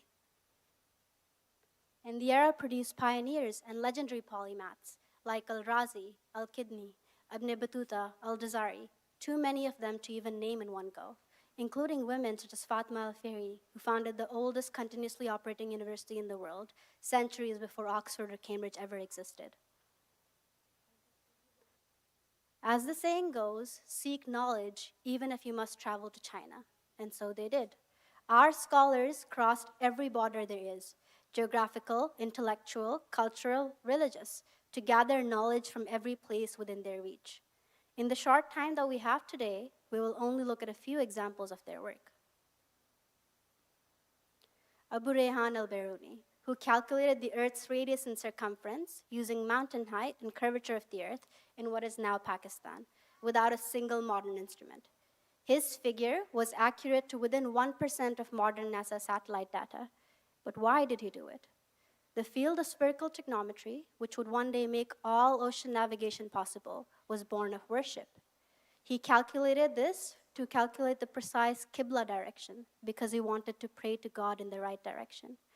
Al-Biruni determined the coordinates of over 600 locations and then measured the world. He famously wrote, "An error of 1 degree of latitude deviates the direction of the Qibla by a day of a distance journey." But what exactly does that mean? A mosque was built recently in Washington, D.C. Some worshippers were confused because the direction they were told to face when praying was slightly north and not southeast as they expected. After all, Mecca is southeast of Washington, and on a flat map, it does appear to lie in that direction. But on a curved sphere, the shortest distance between any 2 points follows what's called a great circle. So, for example, this great circle line between Washington and Mecca is quite different to what you might expect. So the direction to Mecca from Washington actually points slightly northeast rather. So as Islam spread to even larger distances, the possible impact of error became larger too.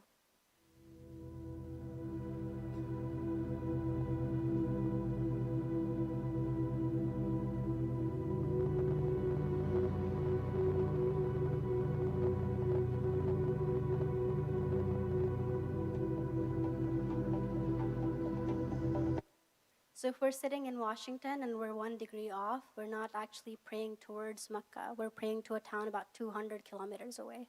So he wanted to be precise in his prayers. And like Al-Biruni, we see the same pattern of precision in all of the Muslim scientists' work. The modern world runs on algebra, algorithms, and mathematics, fields which were either invented or decisively advanced by scientists whose motivation was religious obligation. Islamic inheritance law inspired Al-Khwarizmi to develop algebra. His book, Hisab al-Jabr, devoted its 3rd and longest chapter to solving inheritance problems using algebra and guidance in the Quran. Had he not been moved by the obligation of the correct distribution of wealth by Islamic standards, we would have no code today behind our apps. We would have no websites or digital devices.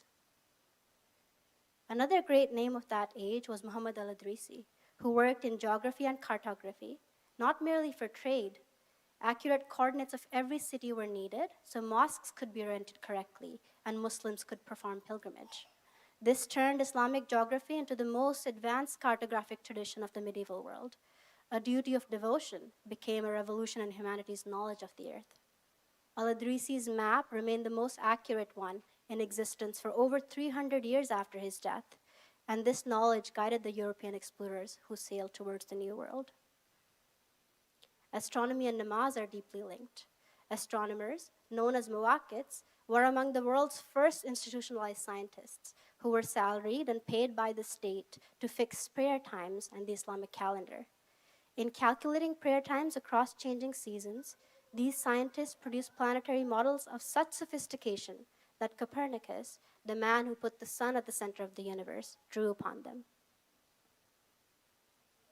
Consider matter itself. The indivisible oneness of God and Islamic beliefs about unity and order in nature helped shape approaches to early chemistry, moving it away from mystical tradition and towards a hard science with experiment and investigation. And this same search yielded one more surprise. I'm sure we've all know about the Rosetta Stone. So this was thought to be the code, or this was thought to be the groundbreaking moment which allowed us to interpret what Egyptian hieroglyphics meant. Yet, research has shown that Ibn Bashir, a Muslim scientist, did this research and he was able to partially crack it 900 years before the West got around to it. It was the need to protect God's gift that sparked a revolution in architecture. Early Islamic buildings produced a distinct visual style. The Dome of the Rock, for example. The aim was to design spaces that dissolved worldly distractions and heightened spiritual awareness. We see Islamic architecture in domes and honeycombs, in vaulting and geometric tiling, in pointed arches and wind towers, in mosques and palaces and mausoleums and madrasas. The Alhambra, the Taj Mahal, the Great Mosque of Cordoba are all centuries ahead of their time. I personally have always been fascinated by the Dome of the Rock. So when I was younger, I used to think that this was Al-Aqsa Mosque because we would always see it in all the calendars and the pictures and stuff. I later learned that this is not the mosque itself. It's a structure that stands in the courtyard, and it's made to protect that rock, which has the Well of Souls where a lot of religious traditions converge. When the going gets tough, the tough get going. I would like to share the story of Hassan ibn Haytham with you. According to the famous account of his life, the ruler of Egypt, Al-Hakim, summoned Ibn al-Haytham to tame the Nile's annual flooding, which was a huge problem at that time. He surveyed the land, proposed a solution, but could not deliver it. Al-Hakim was not a patient man. Facing execution, Ibn al-Haytham feigned madness because he knew that Al-Hakim, bound by Islamic law to protect the mentally unwell, could not harm him in that case. Instead, he was placed under house arrest for 10 years under guard in a single dark room, his kamra. He wrote his 7-volume book of optics. He proved that light enters the eye rather than exits it. He also invented the camera obscura centuries before Europe claimed the credit. Every camera, every photograph, every telescope, and every medical scan today traces their ancestry to that dark room in Egypt in the 11th century. Ibn al-Haytham's work was recognized and used by Leonardo da Vinci, Galileo, and Kepler later on. The surprising part to me was that his proposed solution for the Nile's annual flooding was also correct. He had proposed something similar to the Aswan Dam that is now built in Egypt. It was completed in 1970. So his engineering solution was also correct. He was just 1,000 years early of what that age could build. Ibn al-Haytham studied light because Muslim thinkers could not look at creation without wanting to understand the Creator's design. The faith came first and science followed as a natural consequence of taking faith seriously. In the darkest chapter of his life, he gave the world its eyes. His story is proof of a single truth. A seed fears neither light nor darkness, but uses both to grow. If Ibn al-Haytham's story shows us endurance, Ibn Sina's shows us an output of an almost unbelievable kind. The average medical textbook is rewritten every 5 years. Harrison's principle has endured for 85.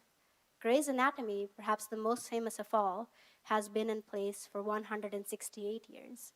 The canon of medicine remained the standard reference in European universities for over 500 years. On its opening page, Ibn Sina states his purpose. Knowledge of these things is for preserving health and curing disease, for we are bound by a religious duty to serve God's creation. When he died at 57, he had produced some 450 works besides the canon of medicine. That is one major work every month for 37 years straight, while he simultaneously practiced medicine every day, served as a vizier in his court, and fled tyrants on foot in war and disguise. Ibn Sina used every day of his life to its fullest because he believed God had given him a mind and he would be held accountable for what he did with it. And yet the wound is, most modern timelines of science quietly erase our history. They make a convenient 7th century jump from ancient Greeks right to the European Renaissance, as though the lights went out in Athens and came back on in Florence, with nothing happening in the 7 centuries in between. Our own understanding has been shaped by this too. The Dark Ages were Europe's, not ours. While one civilization dimmed, another blazed with light. That light was ours, and part of honoring their legacies, insisting that their work and the reason for their work be remembered and celebrated. So what did they leave us? The Golden Age began when religious need drove discovery. Intention shaped the work. Scholars always used to ask why before how. They would not ask, can I do this? Can I achieve that? Can I find the reason of this? They would always ask, how will this serve humanity? Arabic is a language made for science, for clear communication across centuries and continents. We can still read Arabic from 1,000 years ago, we know that. But can you have a look at the English on the right-hand side? That tells a completely different story. Curiosity at that time had no borders, and Muslim scientists feared no one but Allah. That fearlessness made them fearless before any other inherited truly, only the fear of God in their minds. Society invested in knowledge. The caliph would pay for the weight of every new manuscript in gold. To see the true scale of this era, let us set Baghdad and London side by side in the same year. Baghdad was the largest and most advanced city on earth, with a population of over 500,000 people, and was home to hundreds of scholars and 500,000 manuscripts. Books were sold openly in markets, and anyone could walk into a public library and take one. London at the same time was a town of just 10,000 people. Knowledge was still locked away for the access of only a few. Baghdad had 5 public hospitals offering free health care to all. In London, people were still being told that if you take a bath, it opens your pores to sin, and knights used to bathe 4 times a year. Europe would not even begin to close this gap in civilization until it started translating Arabic texts in Toledo and Sicily in the 11th and 12th centuries. Scholars estimate that internal and external conflicts and wars have cost us almost 80% of the Golden Age's work. But because Muslim scholars had a habit of recording everything, we can actually measure that loss. As you can see in the chart here, we know what was written is in green and what remains with us is in red. We don't know what the world would look like today if we still had access to all of that knowledge. One record that survived is remarkable in itself. What you see on the right-hand side is a portion from a book known as Al-Farist. It was written by a Baghdad bookseller named Ibn al-Nadim, who compiled what many consider to be the world's first bibliography. He cataloged nearly every book written in Arabic then, with the names of the authors, their subjects, the book's titles, and page counts. We cannot read the libraries of the House of Wisdom, but we can still read the lists. We know what we lost was greater than what we have. That in itself is both a gift and a cause of grief. While the ultimate sack of Baghdad was a catastrophic final blow to the close of the Golden Age, it was not the first wound. We had already been weakened from within. We were slow to embrace change. Slow, for instance, with the printing press. We forgot the why and let science drift away from its spiritual and moral foundation. Instead of active, curious inquiry, we became passive receivers of knowledge. And the chain of mentorship that transmitted not just education, but the love of education went silent. If we look around us today, we will still find some of these problems are with us. But we must fix these problems and start again. As our Holy Prophet, peace be upon him, foretold, Islam saw sustained progress in its first 3 centuries, precisely the Golden Age with these scientists, which was followed by a period of relative decline for over 1,000 years. But as Ahmadis, our timeline does not stop there. 137 years ago, the promised Messiah ﷺ made his declaration. The era we are living in right now is firmly within the dawn of the new Golden Age of Islam, Ahmadiyyat. Who will carry this new dawn? Al-Biruni taught us almost unbelievable math, something we discussed a little in the question and answer session last time. As you can see, If we improve by just 1% each day from the baseline of 1, by the end of the year, we are not 1% better, we are 37 times better. If we lose our focus by the same percentage, by the end of the year, we have almost nothing left. All change compounds over time. We must start small with daily discipline to be able to achieve big. We must be accountable for the gifts that God has given to us and keep our dreams big. As beloved Hazrat Muslim Maud rahmatullahi said, "For my beloveds, I shall never feel satisfied if they have low ambitions or downcast eyes." 78 years ago, he published a remarkable message for us, which I use as a guide for myself. He asked, "Do you know how to work hard? Do you know how to speak the truth? Can you remain in seclusion? Are you free from feelings of false pride? Do you have the courage to say yes when the whole world is saying no? Do you agree that some people cannot be defeated? Such people dislike to even hear the word defeat. They are willing to move mountains and oceans. Will you be prepared for that sacrifice?" And then he addressed every young Ahmadi directly. Find this person in your province, in your city, in your area, and in your heart. He also wrote a beautiful poem, Nonehalane Jamaat, which we all learn. In one couplet of it, he says, "A general, a diplomat, a savant you might be, no delight is it to me if there is no Islam in thee. Because reason alone is blind without the light of divine revelation." The God we worship is not distant. The Quran tells us, "And when my servant asks thee about me, say, I am near. I answer the prayer of the supplicant when he prays to me, so they should hearken to me and believe in me, that they may follow the right way." Beloved Huzur wrote with breathtaking beauty, "The communion between God and man never ceases altogether. As for those who glow with his love, even amidst total darkness, God reveals himself to them with unmatched brilliance." Islam, in short, is a religion of eternal hope. Our God is accessible when sought for and responds when prayed to. And some of history's most transformative breakthroughs were revealed to great minds outside of labs by things that transcend ordinary waking thought. One of my favorite stories is the Nobel Prize that led to Lowy winning it, the chemical theory of chemical neurotransmission. He had seen a dream the night before. He got up, he was still sleepy, so he wrote it down on a notepad. But when he woke up in the morning, he couldn't read it. So he had to wait for the dream to come again the next night, and that led to him winning the Nobel Prize. Similarly, if you research, you will see a lot of coincidences or dreams that are shown to scientists which lead to them being inspired for what they eventually pursue in science. And there is no end to it. Surah Ar-Rahman described the majesty of Allah the Exalted as, "Every day He reveals Himself in a different state." Progress and discovery are infinite because God's majesty is infinite. In accordance with His attributes, He brings about changes in this world every day, changes that are remarkable and surpass those that occurred before them. Thus, at no stage in life is our knowledge perfect, or we are exempt from hard work and effort. It is said that a lion leading sheep will inspire them to fight like lions, but a sheep leading lions will cause even the bravest to doubt themselves. The Golden Age succeeded because lions led lions.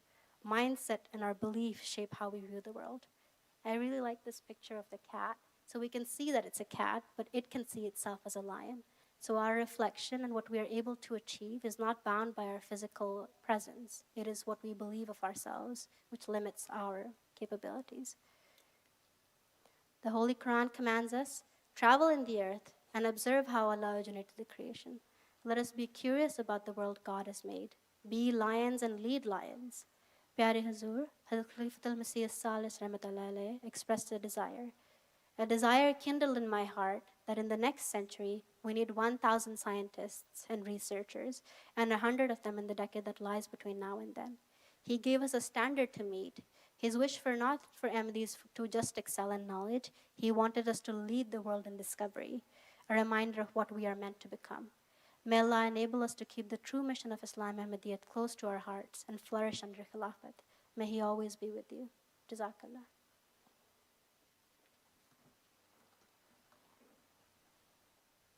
Jazakumullah ahsanul jaza for both of our esteemed speakers, Dr. Tahira Siddiqua and Sitara Brooj Akbar Sahiba, for truly inspiring and enlightening talks. Jazakallah. Our next speaker is our esteemed guest from UK, Sayyid Amer Safir Sahib, who is a Waqf Zindagi, a lifetime devotee of the Jamaat. After studying a BA in English Literature and History, Huzur instructed Amer Safir Sahib to study in MA English, which he completed in MA in Literatures of Modernity, Postmodernity, and Postcolonialism from Royal Holloway University of London. Huzur Aqdas then sent him for 1 year to Rabwa for training in religious education, learning Urdu and translations. He currently serves as Chief Editor of the Review of Religions and Secretary of the Management Board overseeing operations in English, Spanish, German, and French. He also serves as Director of Translations in MTA International, overseeing 27 languages. On a personal level, I'm thankful to him for his English translation of Huzur's Friday sermons, which when you're watching the sermon with your children, it's very helpful. One can understand that English very well. It's prompt, it's crisp, it's accurate, and he tries his best to convey the true context and gist of what Huzur is saying. And I can believe that it's very difficult, and I don't know how he does it, but may Allah Ta'ala bless him for that. Jazakumullah. Amer Safir Sahib.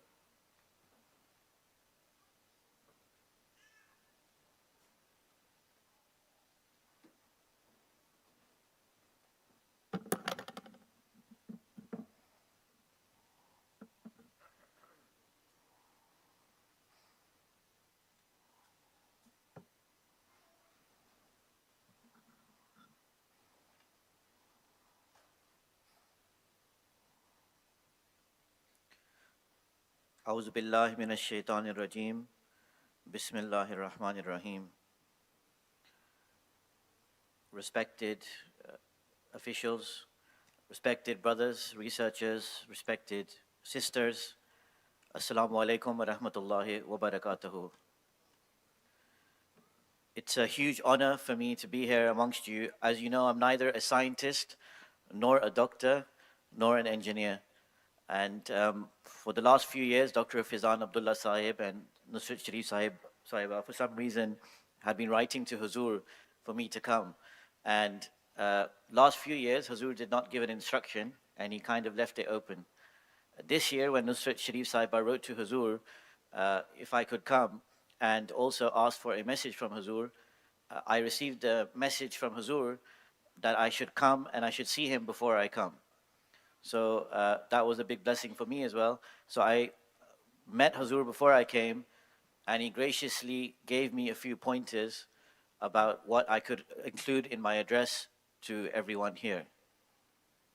First of all, when I mentioned to Huzur that Huzur, this request had come from Dr. Nusrat Sharif Sahiba, Huzur smiled and said that I have already told the doctors and scientists everything they need to know. And he referred to his many addresses and speeches and many different occasions, whether in Jamaat literature, on MTA, and other places where Huzur has been constantly guiding everyone. So this is perhaps the reason why there may not have been a separate message from Huzur, because Huzur said in a smiling way that the doctors and scientists should be well aware of what I have been saying. Secondly, one thing that Huzur emphasized in my mulaqat with Huzur before I came, and it's something that I've seen over the 10, 15 years I've had the blessing of receiving guidance from Huzur, is something that he always says, that there is no contradiction between religion and science. And I've seen Huzur saying this with so much passion over the years, including when I just met him. It's an underlying theme, and it's reflective of what the Promised Messiah ﷺ said. So that's the first thing he said, is that there's no contradiction between religion and science. They go hand in hand.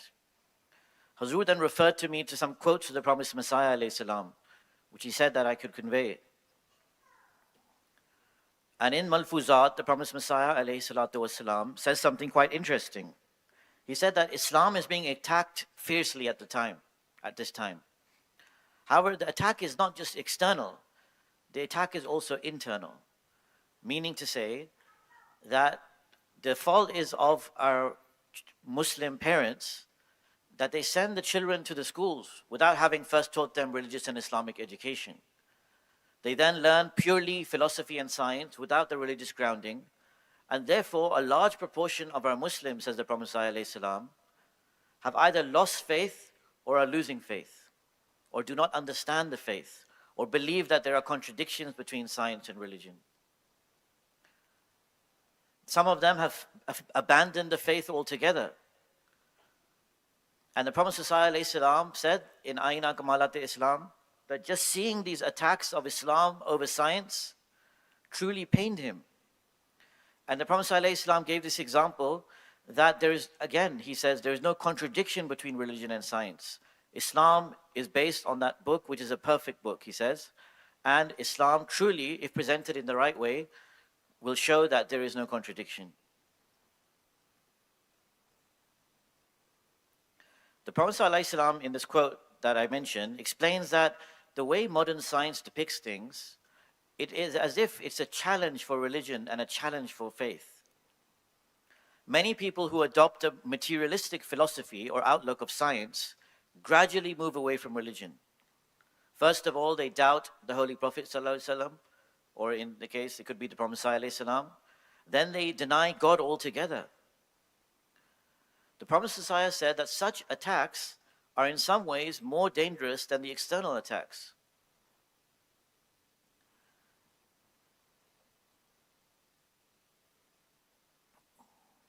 So then the Prophet ﷺ said there is no harm in learning scientific knowledge. We should learn it. But when we send our children to schools, when we focus on our children's worldly education, we must give greater emphasis also in parallel to the religious education, to the teachings of the Quran. Because the Prophet ﷺ notes that how can I debate and challenge people who say there is a contradiction between religion and science when the majority of them I speak to have little or no understanding of the Quran, or have never even read the Holy Quran.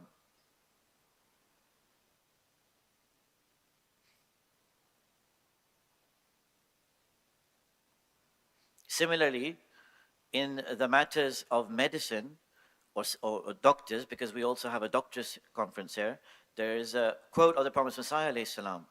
And the Prophet ﷺ speaks about how the fact of how we should approach medicine, and many of the doctors here will already know about this. And the Prophet ﷺ says that whilst medicine may benefit one person, it may harm another person depending on how it's used. So therefore, medical knowledge continuously develops, and ultimately the mystery of healing remains in the hands of Allah. And true shifa is in the hands of Allah, not in the hands of a doctor. The mystery of medicines and curing someone is in the hand of God, says the Prophet ﷺ. He gives an example. He says that only, as you know, the Prophet Messiah was very keen on experimenting with medication of different types. And he says that only yesterday I was about to use a medicine when I received the revelation from Allah the Almighty, dangerous. One should take care, a physician or a doctor should take care when using medicines and not rely on estimates, rather it should definitely be something weighed. We have many examples of this in the modern world, and many doctors will have experienced how on many cases the doctors have given up on a patient and have declared medically the situation to be almost impossible. Yet somehow Allah the Almighty reminds the doctor that it is He who provides the ultimate cure. I remember once I was suffering from an illness and I went to Hazur and he prescribed to me a homeopathic medicine.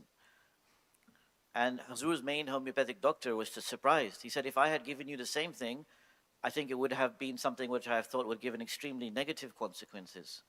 Similarly, I'll just give two examples which you may or may not have heard that we featured in the God Summit.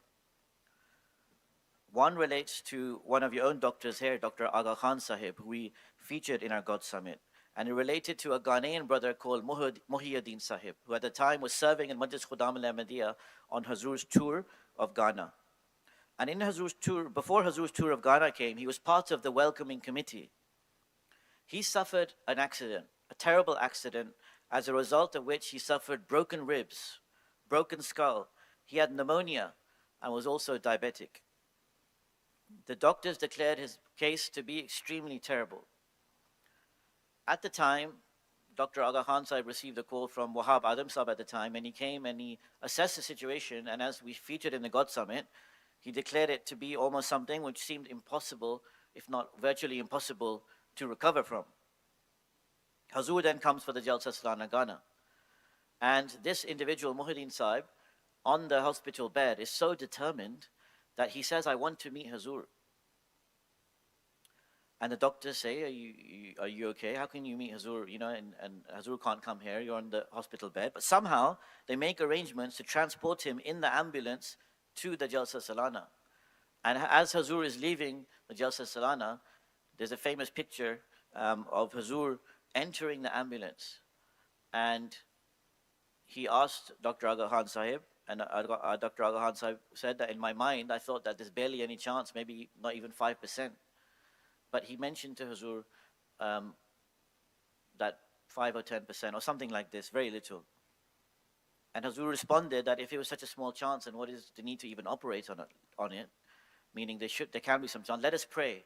So Hazur held his hand, and in the ambulance, while the whole Jalsa Salana took part behind in the silent prayer, Hazur prayed for this individual, Muhyiddin Sahib, where the doctors had declared a case to be practically impossible to recover from. And Hazur also prescribed some medicine. And Muhyiddin Sahib later would say that when Hazur prescribed medicine, I looked into it, the homeopathic medicine, that the course was lasting for a few months. And I realized then that the doctors are wrong and I would survive. Later, Dr. Aga Khan Sahib returned to Ghana, and he was sitting in Wahab Adam Sahib's office when somebody at the door says that, Dr. Sahib, somebody has come to see you. And when Dr. Aga Khan Sahib went to the door, he was absolutely shocked to see this Muhyiddin Sahib walking, talking, and in good health. And this Muhyiddin Sahib is now a barrister and solicitor for the Supreme Court of Ghana. And later he met Hazur, and he reported that Hazur asked him that, do you remember what happened in the injury and the prayers? And he said yes, and Hazur then gave him a hug. Another example which we featured in the God Summit relates to somebody called Nabil Bhatti Sahib. Nabil Bhatti Sahib suffered from a severe form of sepsis, and due to blood poisoning, he had to have below-knee amputation because of gangrene.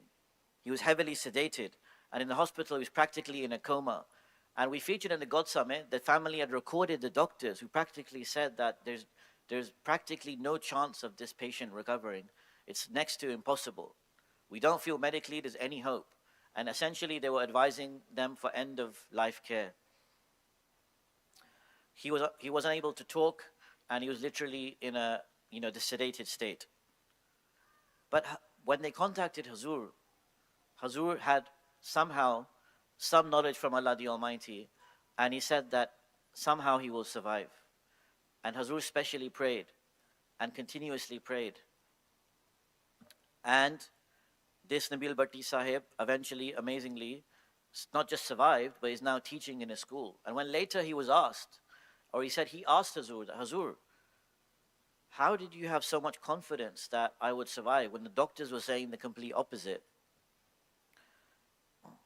And he said, Hazur said, कि doctors ने तुम्हें मार दिया, लेकिन खुदा ने कहा कि मैंने नहीं मारना.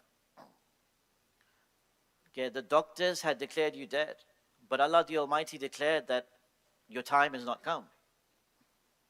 So obviously that does not mean that we know the work of the doctors and how much doctors help and they train, and we do rely on it. We're not such people who say never go to a doctor.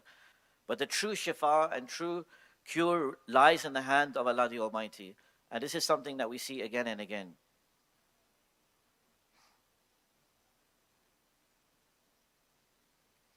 Hazur then said something to me before I came here, is that in my address at UNESCO, which was in France, the United Nations Educational Institute, Hazur said, I spoke about science, I spoke about religion, I spoke about the contributions of Muslim scientists to humanity. I explained many of the scientific achievements pioneered by Muslim scientists, and I showed how true science and religion can together be forwarded. We just saw many examples from Sister Sitara Brooj Sahiba, who had covered all of these things, about how these Muslim scientists had religion intrinsically involved in their work. Too often, modern historians attempt to separate these achievements from the Islamic worldview. This is something that we have to face and fight back against. We call it Newton's law, or we may call it Einstein's theory of relativity, but you will never hear of Al-Khwarizmi's theory or any other theory relating to algebra. These are deliberate attempts. If you look at Rumi, you know, Rumi has many of his poetry filled with love of Allah and the Prophet Muhammad Sallam. At one time, he was the best-selling poet here in the United States of America during a period. And one of our team members wrote an article recently. Yet, the modern depiction in the West is a poet without religious inclinations. They deliberately cut this out. And this is something that we have to really fight back against. As Hazur has explained, it was their belief in God and their pursuit of knowledge, their understanding of the Quran that motivated many of these discoveries. We know in many of these Muslim lands, I had the opportunity to travel to 1 or 2 countries, and the mosques were centers of these societies. The Qurans were present there everywhere. There's many books of type of praise of the Holy Prophet, naats that were common in these areas. Islam was a definite part of their everyday life. Just now, we started an exhibition that we held in Islamabad and also in Bedlfadu, and now will be held on a big scale at Jalsa Salana, called the Golden Age of Islam. And it's called Bridging Muslim Worlds. And in that, we decided to twist it around so that we don't start with the scientists like Al-Khwarizmi and Biruni, etc. But we started with the invention, the coffee, algebra, medical equipment, the type of maps that were used at the time. And so when the English people came in and around Islamabad area, they're very well off and educated and highly intelligent. 400 of them came. They were blown away and they didn't want to leave. They spent hours there absorbing it. And a female doctor, English doctor said, how did I not know these things? And they were consumed by the information we had provided. It shows that if we take this information out, which is not going to be presented in universities, apart from a few exceptions, and in other places, people are truly inspired. One thing is that some people, of course, we have extremely dedicated scientists and doctors, and so many of them are dedicating their time, their energy to go to different places, to help humanity, both male and female, and that's very praiseworthy.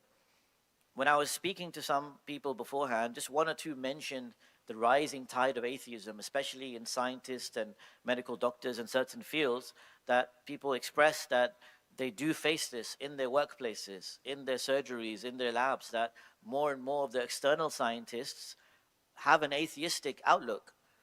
And this may or may not have an effect on scientists and doctors, even if it's on a small scale.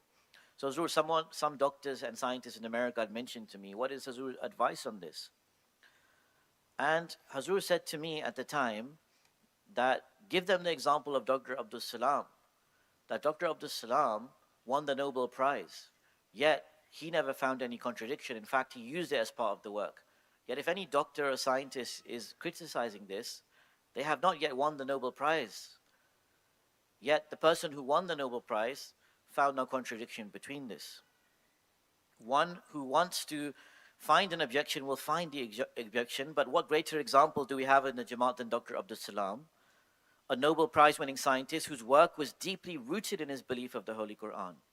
Dr. Salam said Hazur spoke of his inspiration he drew from the Quran in scientific research.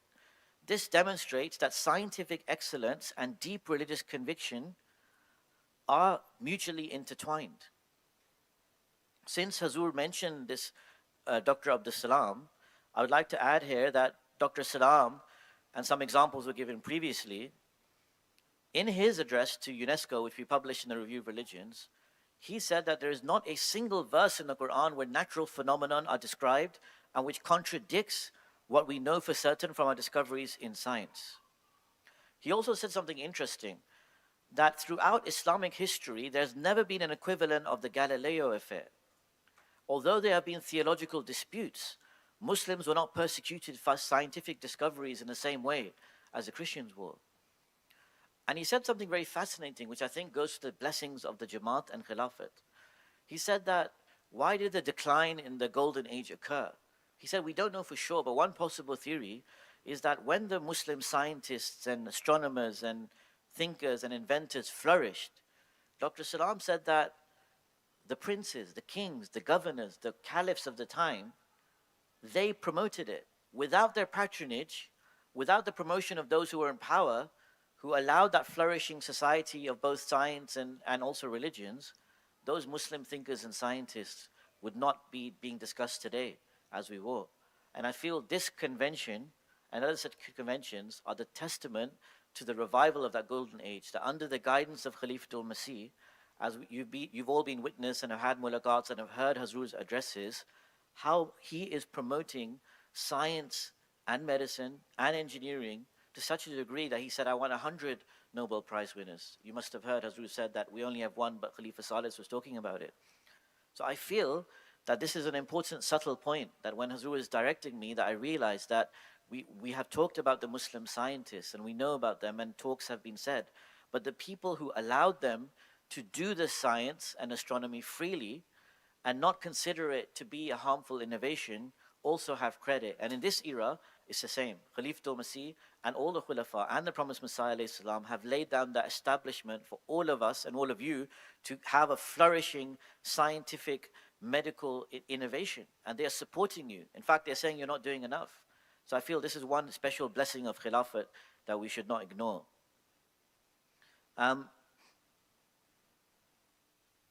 Dr. Salam in his UNESCO address, which Hazur referred me to, Dr. Salam, he says that since in my audience today, there are a number of Muslims who can influence decisions in their own countries, let me conclude to say that in all humanity, that to know the limitations of science, because he explained before that in science, they try to say that we were created out of nothing.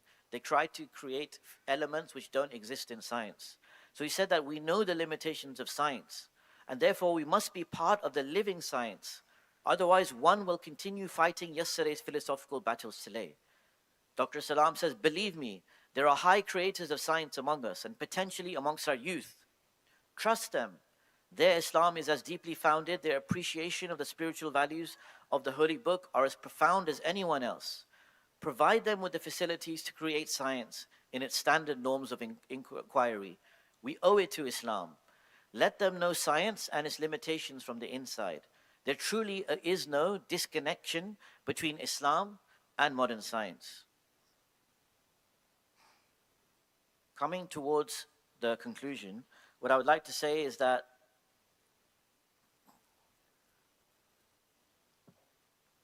in terms of research of science and religion, medicine and religion, I've seen on a personal level how interested Hazur is in this. I'll give another example from the United States of America. I was once in a mulaqat with Hazur, and I cannot remember what we were discussing. It was some element of research. And Hazur suddenly turned around and said, let me show you something. And he said, Anwar Khan Saab from America has sent me this research, and it was a folder of Hazur. And Hazur started going through the research with me. And that research was about different people across history who had converted to Islam based on just reading one verse of the Holy Quran.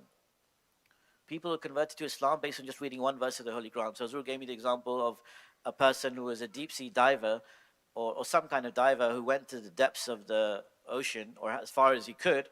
And when he then later read the verses of the Quran and found out this was written 1400 years ago, he realized that it's impossible for any human to have depicted the secrets of the ocean in the way that we now have through technology, be able to go deep down. And that converted him. And so on and so forth. There are other such examples.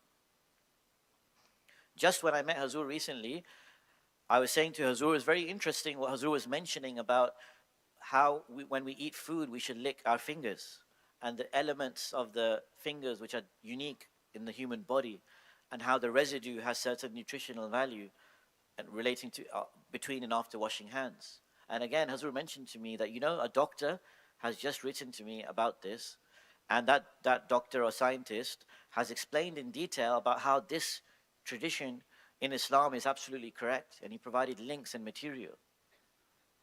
So many such examples where Hazur is really interested in science and medicine, and many of you will have personal experience of this. This leads me on to an important point, which is that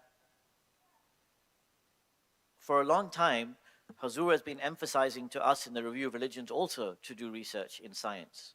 I remember when I first joined Review of Religions, one of the first things Hazur said to me was that when he was giving an outline about how we should do things in Review of Religions, And whenever Hazur mentioned this, I can say to you without exaggeration that Hazur said it with so much passion, this subject of Islam and science. Hazur said, there is no contradiction in Islam and science. Get the quotes of the Prophet Messiah and put it in. And in every edition have something about science. Then, something related to this is that whilst we were featuring articles on science and religion, we found that we're not really fulfilling that vision of Hazur to the extent that he wants. In the early days, Hazur brought to me Anwar al-Ulum, the collection of the literature of Hadrat Muslim Maud. And he brought me around his desk and he showed me, he said, look, there's many lectures of Hadrat Muslim Maud, Nawwarallahu markadahu, including before his Khilafat and just after his Khilafat, when he was very young. And they are incredibly rich in wisdom and knowledge, and they have not been translated. I want your team to translate this. So alhamdulillah, that was 7-8 years ago. We translated 45 to 50 of his addresses, some of which are in science. One of them, and you may or may not have read this, is called the 3 Principles of Science found in the Holy Quran. And in that, as I often used to go and discuss things with Hazur, there's something quite fascinating, is when Hadrat Muslim Maud set up the Fazl-e Umar Research Institute in the 1920s, I believe.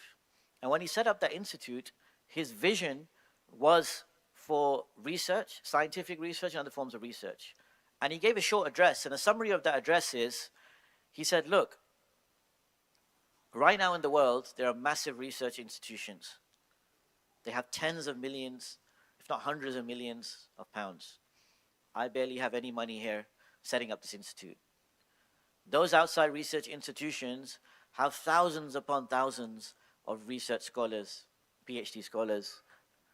I have 2 people here setting up this institute right now with me. He said that unfortunately some Muslim scientists are working just 5-6 hours a day, whereas the external scientists and others are working 10 hours a day. He gave the example of Napoleon.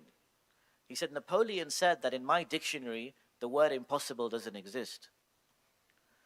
And he gave very briefly the example of Napoleon, who, as you may or may not know, Napoleon was the emperor of France. At one time, he was evicted. He was removed from his country and was evicted and exiled to an island. But he said, impossible is not in my dictionary. As Hazrat Muslim Maud, as you know, he loved to give examples of history. And Napoleon decides that I'm going to go back and reclaim France. And so he goes back to France, all alone, with nothing, on a boat. He lands onto France, and an entire army of thousands come to confront him. And they put up the guns towards him. Hazrat Muslim Maud gave this example. And they say that, you're under arrest, what are you doing here? Be gone, you've been exiled. And Napoleon says, no, I'm not leaving from here. This is my place. I'm gonna come back. And like, are you crazy? We're 1,000 people, you're one person. What are you talking about? And he gives a rousing speech, reminding them of what he did for them, an emotional address. And it works, and they drop their guns, and they drop their weapons and say, oh, Emperor, we're back. And so Hazrat Muslim Maud said, these are people of the world. And another lecture, which Hazur referred to me, and Hazur mentioned in one of his classes that read this, someone in some mulaqat, not virtual mulaqat, the group mulaqat, they came on MTA, they asked Hazur about something, and Hazur said, read that additional review of Hazrat Muslim Maud's address, where he refers to scientists, the great scientists of history like Einstein and Newton, that they also receive revelation from God. Their breakthrough theories that we use today were revelations from God. That is also a type of revelation very different to the prophets. And Hazrat Muslim Maud explains how these geniuses of the world actually receive revelation. God helped them, whether they know that or not. But it's different to the revelation of prophets, which is far greater and stronger in quantity. So why I'm mentioning this is that in this address, Hazrat Muslim Maud explains, after giving this background of the challenges we face as Ahmadi scientists and doctors, and which Hazur referred to, he said the only thing we can do is 2 things. One, we have to work much harder than they, because they have more resources, more time, and they're trying to prove other things. Like I mentioned, the Prophet Messiah said they're trying to prove atheism. They're trying to prove away from religion. Now there's Christian doctors who are trying to prove the Christian version of the creation or whatever. So he said we have to work extra hard. And he said one who does not keep a work log or diary, I consider as lazy, because it's a good way to remind yourself. Secondly, he said that we have to rely on prayers, that the only thing that, if we believe truly these examples of miracles and examples of God's blessings, whilst working extra hard compared to others, and alongside having that spiritual connection with Allah the Almighty, will be the only way we can compete with the counter research and counter medical evidence that's being presented, which is actually trying to criticize Islam. So on this basis, we were discussing with Hazur once recently as well, and we had a session the other morning, but I would like to repeat it here because there was only a few people, there were less people there, and not everyone was able to listen. We have some brilliant organizations in different countries, the AMMA, Ahmadiyya Muslim Research Station in Canada, Quran and Science in America. And then we have the Review of Religions as well, and other bodies that are publishing material.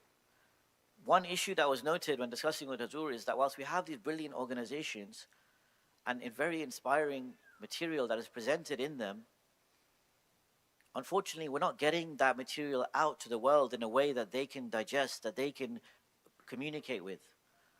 Is it really reaching all these different organizations who are doing brilliant work, particularly relating to religion and science? Are we actually getting that out consistently and effectively?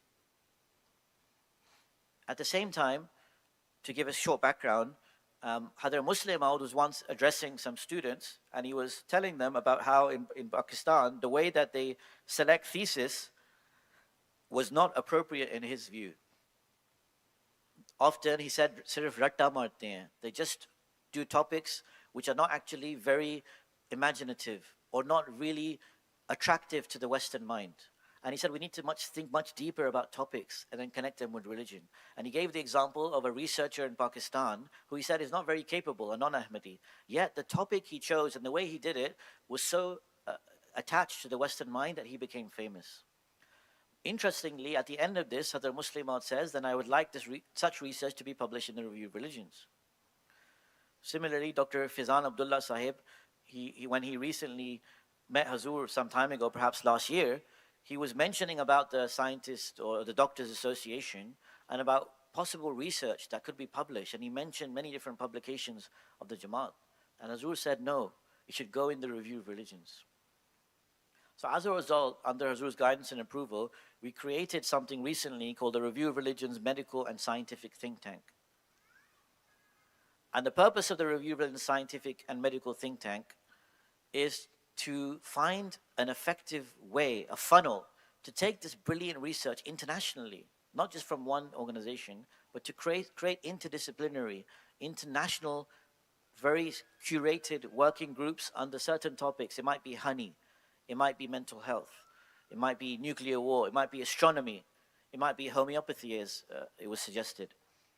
And to find the best scientists and doctors to form a working group and find actual, practical, effective ways, and then getting that out, either maybe a digestible version in Review of Religions, an external peer-reviewed article, a video or something, and to actually crack the code of all these organizations that exist within Jamaat doing brilliant work, but we're not getting it out. Attempts have been made. And this is what the purpose of this was.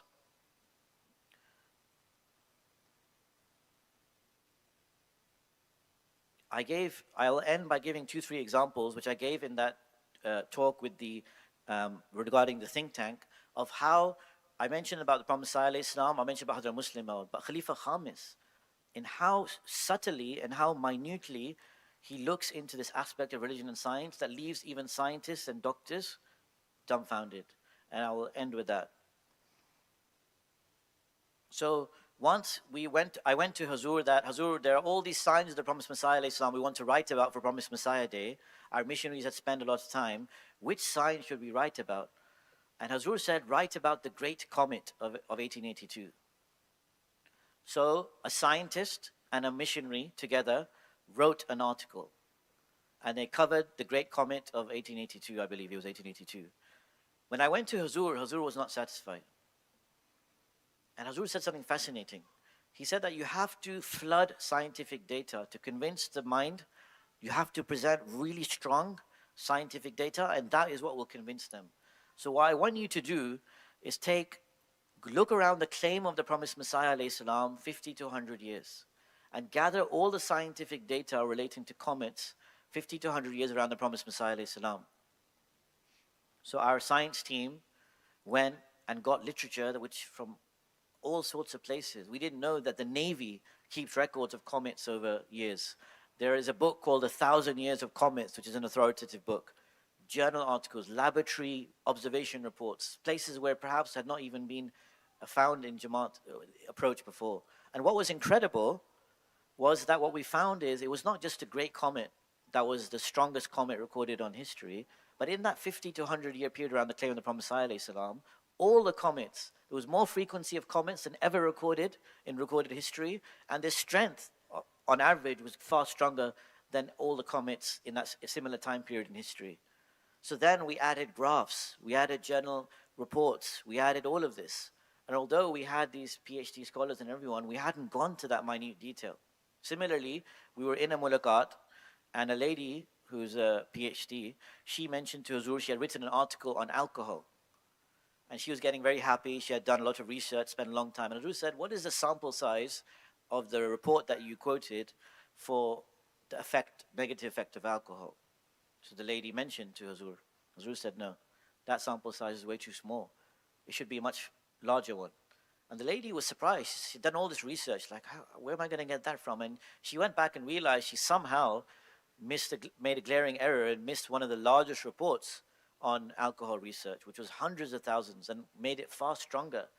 And actually now, even recently, the CDC and others, they've done research, and they've said that, and Huzur mentioned this, he mentioned to me, and he mentioned it in his classes, which came on MTA.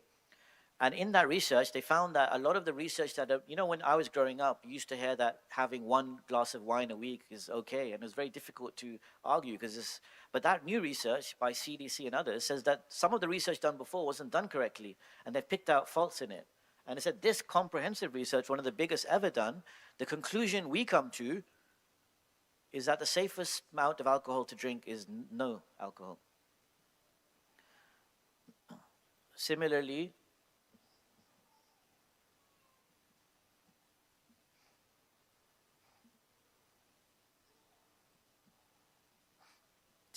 there was an example I gave as well yesterday, is we were in a mulaqat, and somebody mentioned to Huzur that, Huzur, I want to tell you about agnostics, something about agnostics, that in my view, and Huzur stopped the lady there. Huzur said, you're telling me about agnostics or atheists, but I'm going to assume that you're basing it on just 3 or 4 people you know in your workplace and your social circle. He said, yes. Huzur said, this is not the way. And by the way, in this mulaqat were PhD scholars from Oxford, from Harvard, and Huzur was teaching them. And Huzur said, look, if you really want to know how atheists and agnostics think, you first of all have to develop a thesis and a questionnaire, and you have to develop a thesis statement. What is your thesis statement? What are you trying to achieve? Then you have to develop a questionnaire. You have to understand, like, why are atheists or agnostics thinking in this way? To understand that, you have to develop a scientific questionnaire where the questions are very carefully thought out so that you can get the right answer. Then you go and ask a number of people about this based on this academic approach. Then you can come back to me and tell me this is how agnostics and atheists are thinking, not just based on 3 or 4 people that you met in the workplace and in your social circles.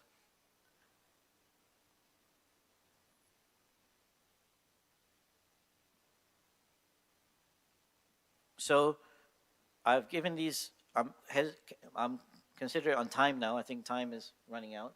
So I'll end by just saying that these are just a few examples I gave. And I ended with this think tank initiative because in the mulaqat, when Huzur asked me that, because this is an international thing, and he said, who will be the chair of this think tank?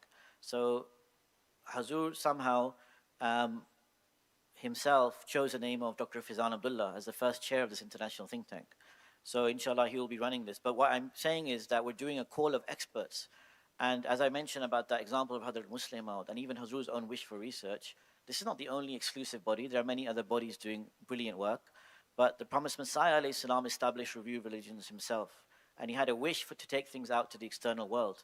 So perhaps through this, we can find a new way.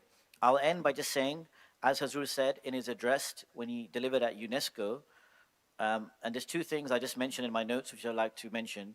One is, Hazur said, to remind the doctors regarding serving humanity, as he has mentioned on many occasions that one of the founding aims of UNESCO when he gave the address was to have people as scientists, doctors, other people who would help people in education and humanity, people in need. And Hazur mentioned at the time in his address that these are very similar to the Islamic principles. The UNESCO aim is very similar to the Islamic principles that were discovered 1400 years ago. So this is another thing. Another thing is that when I asked Nusrat Sharif Saiba regarding what she feels might be a question, one thing she mentioned is that sometimes Lajna feel they need some support. Of course, Hazur has mentioned, she said that, they have a responsibility for their children, for their families. And I mentioned this to Hazur. And Hazur simply replied that husbands should also support the Lajna. Those in research and everything, the husbands should also support them.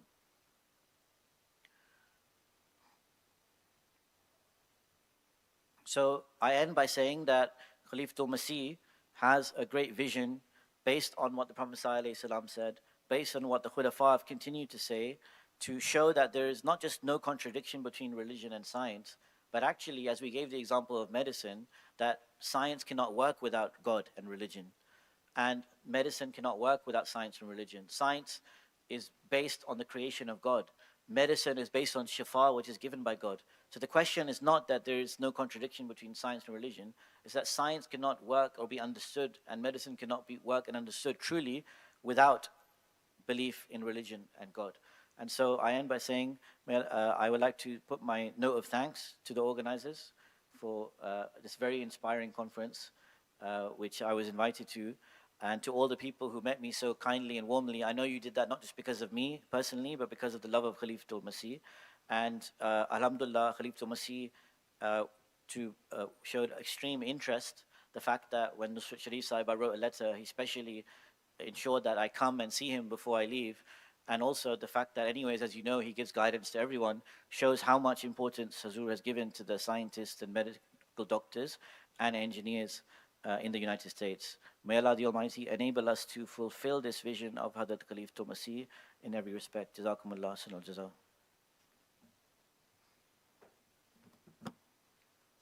Jazakumullah. Amer sahab, please join us on the stage. Jazakallah. And it's our heartfelt request that when you go back, please give our deep-hearted thanks to Hazrat Khalifatul Masih for all the wisdom, his vision, his guidance, his inspiration to all of us. And please convey our salam to him. In fact, I would suggest to all the participants here to write a letter to Hazur thanking him and then asking for prayers.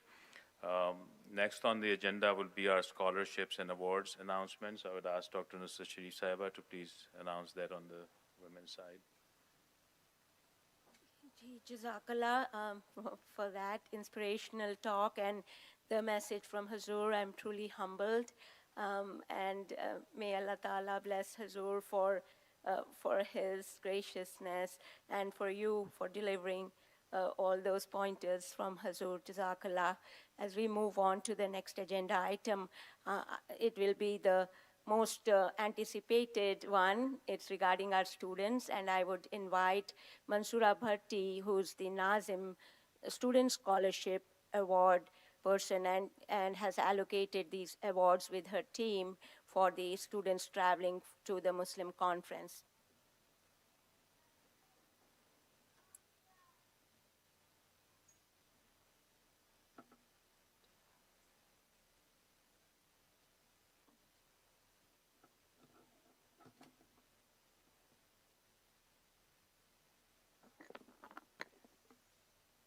Assalamu alaikum. First of all, I would like to recognize the hard work of the team of volunteers. So we had a team that was led by Huda Malik, and she's actually 8 months pregnant, and she's due in a couple of weeks. So please remember her in your prayers. Her husband is actually a medical student, and he is here with us at the conference. Also, Rizkat helped with hotel accommodations for the students. Adam helped compile the data that I'm going to go over. Asma was critical in communications, and Sarmad was helpful in outreach. So just a snapshot, we actually had 59 student scholarships awarded, alhamdulillah. We had 24 Waqf students. We had 13 different academic disciplines represented, and we had high school through PhD level trainees. And we had nationwide as well as international representation. This is a little demographics, look at demographics, and we had 2 middle school students. We had 6 high school students. Majority of our students were undergrad students, but we did have some graduate and PhD students. Academic fields that were represented, about 70% of our students were medical, pre-med, biology, or public health. We had a few that were neuroscience, physics, chemistry, some computer science, statistics, math, and engineers as well, as architecture, optics, and medical law. We did have quite a few Waqf representation this year. We had 24 Waqf students and 35 non-Waqf students. One thing I really want to recognize is the amount of Lajna we had this year. This year was the first year we had more Lajna representation than Khuddam. So, that's a win for us. And geographic representation, we did have representation all throughout the US. And then primary reasons for attendees, and these were so heartwarming to read, these applications. We had some that were, research presentation opportunities. This is why they came. We had some medical and STEM career explorations, professional networking. Some of our students were coming for mentorship from physicians, scientists, and engineers. We had some that wanted some graduate and medical student prep. And, quite a few of these applications said that they wanted to integrate both faith and science, and then leadership and development within the Jamaat as well. And these are the names of all of our students who received scholarships. Okay, so I'll be reading the names. We had Shafin Munir, Tamara Ahmed, Muzaffar Ibrahim, Hadia Malik, Nomana Luqman, Mahid Qureshi, Noshirwan Ahmed, Hea Ahmed, Samara Siddiqui, Maryam Omar, Maniha Luqman, Modad Rana, Atar Rana, Hassan Ahmed Malik, Hannah Hayat. We had Nadia Ahmed, Nawal Bhatti, Samreen Shiraz, Faraz Ahmed, Samar Rahman, Ibrahim Brahma.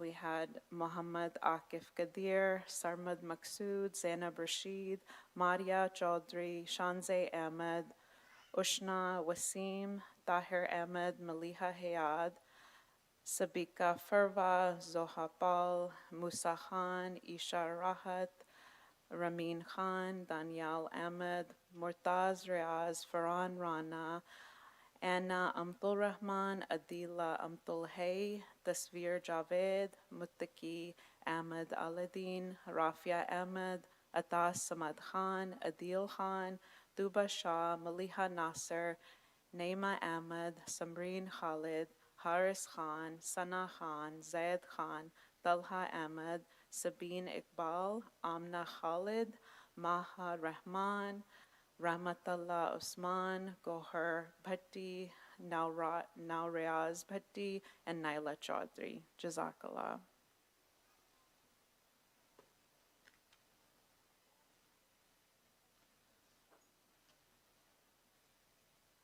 Jazakallah.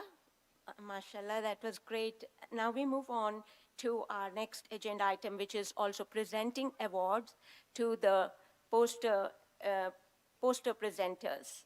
The excitement and energy that we saw downstairs, and we can see it's reflected in some of the awards that they won for their performance with the posters, Abdul Salam poster presentations. And with that, I will be calling out the names, and respected Dr. Tahira Siddiqua Saiba will be giving the award to the candidates. I would request the candidates to please come line up close to the stage. So The first one is Nomana Lukman Saiba, first position.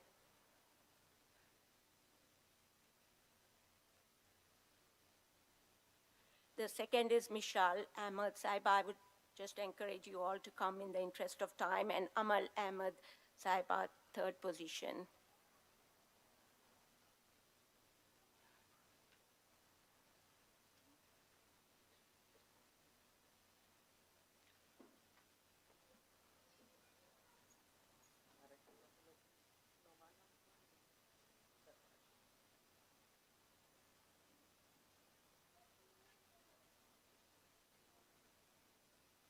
Mishal Ahmed, second position.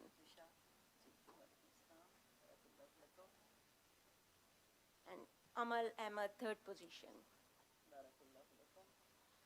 Barakallahu lakum, and with that I'll pass it to Dr. Mubashir Mumtaz. Jazakallah, Dr. Sahib. May I request Sadr Sahib to please come on the stage to facilitate the awards on the men's side. And I would request our panelists to be part of the process as well. I request Dr. Nasir, Amer, Safir Sahib, and Murabbi Sahib to please come by Sadr Sahib as well.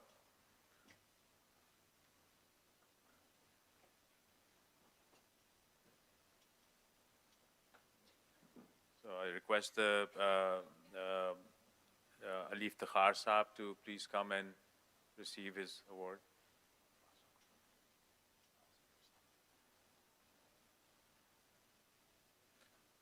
Next, I would request Athar Rana Sahib to please come.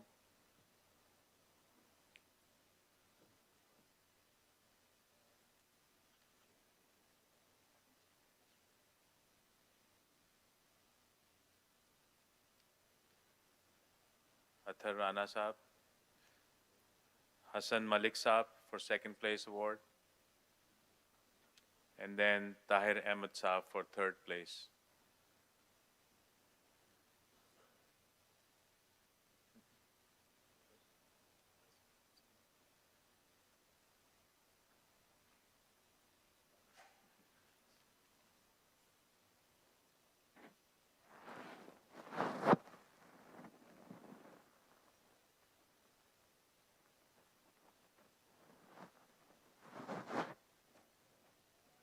Please have a seat. Next, I would request Dr. Nusrat Sharif Sahiba to make her comments. Jazakallah. So here I want to acknowledge the team effort and contributing to the success of the conference. So as we come to the conclusion of MSLM 26, I would like to take a moment to express my heartfelt gratitude to all those whose dedication, expertise, and support made this event possible. I'm extremely humbled to serve and work with the team members. Before I start acknowledging the team, I would begin by thanking Allah Ta'ala. As Allah Ta'ala says in the Holy Quran, chapter 14, verse 8, if you are grateful, I will surely bestow more favors upon you. With that, I thank Allah Ta'ala for all the gracious help we got in working through this conference milestones, and I extend my deepest appreciation to the team by the grace of Allah Ta'ala was able to advance in the path forward. Moving. Can we move the slides? Thank you. So this is the MSLM 26 organizing team, and overall, this is the basic structure that we have formulated and remains similar over years. We have the AWSA, Dr. Fizan Abdullah Sahib. Before that, we have the President's Council, which is a collaboration of the three associations, the Medical Association, the Engineering Association, and the Women Scientist Association. And the three presidents are working consistently together towards achieving the milestones of the conference. And Dr. Fizan Abdullah Sahib was working in the role of the AFSR, while Junaid Malik Saab was no less, was also running all over as a Naib AFSR and serving in multiple capacities. And below that, we have our team with Naib Afsaran. So there are many channels that we have to bring to organize this conference and get a successful outcome. And with that, the foremost, I think, are two items. One is the program, and everything about the conference is about the program. And I just want to highlight the outstanding leadership of our program chair, Dr. Shanaz Bhatt Saiba. She's also the Naib Afsar. We believe that the program chair has a critical role in the conference, and so that role is characterized as a Naib Afsar role. And so with that, I would wish to acknowledge her efforts as well as her team efforts. And the team comprises of the program general secretary, and that is Tasneem Ahmed Saiba, who's also worked and burned the midnight oil to get this conference across that is delivered in these past 3 days. And also are the Naib officers of the program that come from the different areas, the engineering, the medicine, and the science, that Dr. Shanaz has worked with them to gather the speakers for presentation, as well as other items on the program that we have seen in this 3 days of the conference. They have also hosted the Holy Quran and Science Symposium, which is a signature event of the Muslim conference. And then the second important role that falls under this swing is the operations department, which involves the logistics as well as the event planning. And those are led by key members, the Walid Nasim Sahib, who is the Naib Afsar for operations, and Junaid Malik Sahib, along with Hadia Malik Sahiba for the venue logistics and logistical planning of everything that you have seen in the venue today. I want to acknowledge the overall Muslim 26 Secretary, Sabahat Rahman Saiba.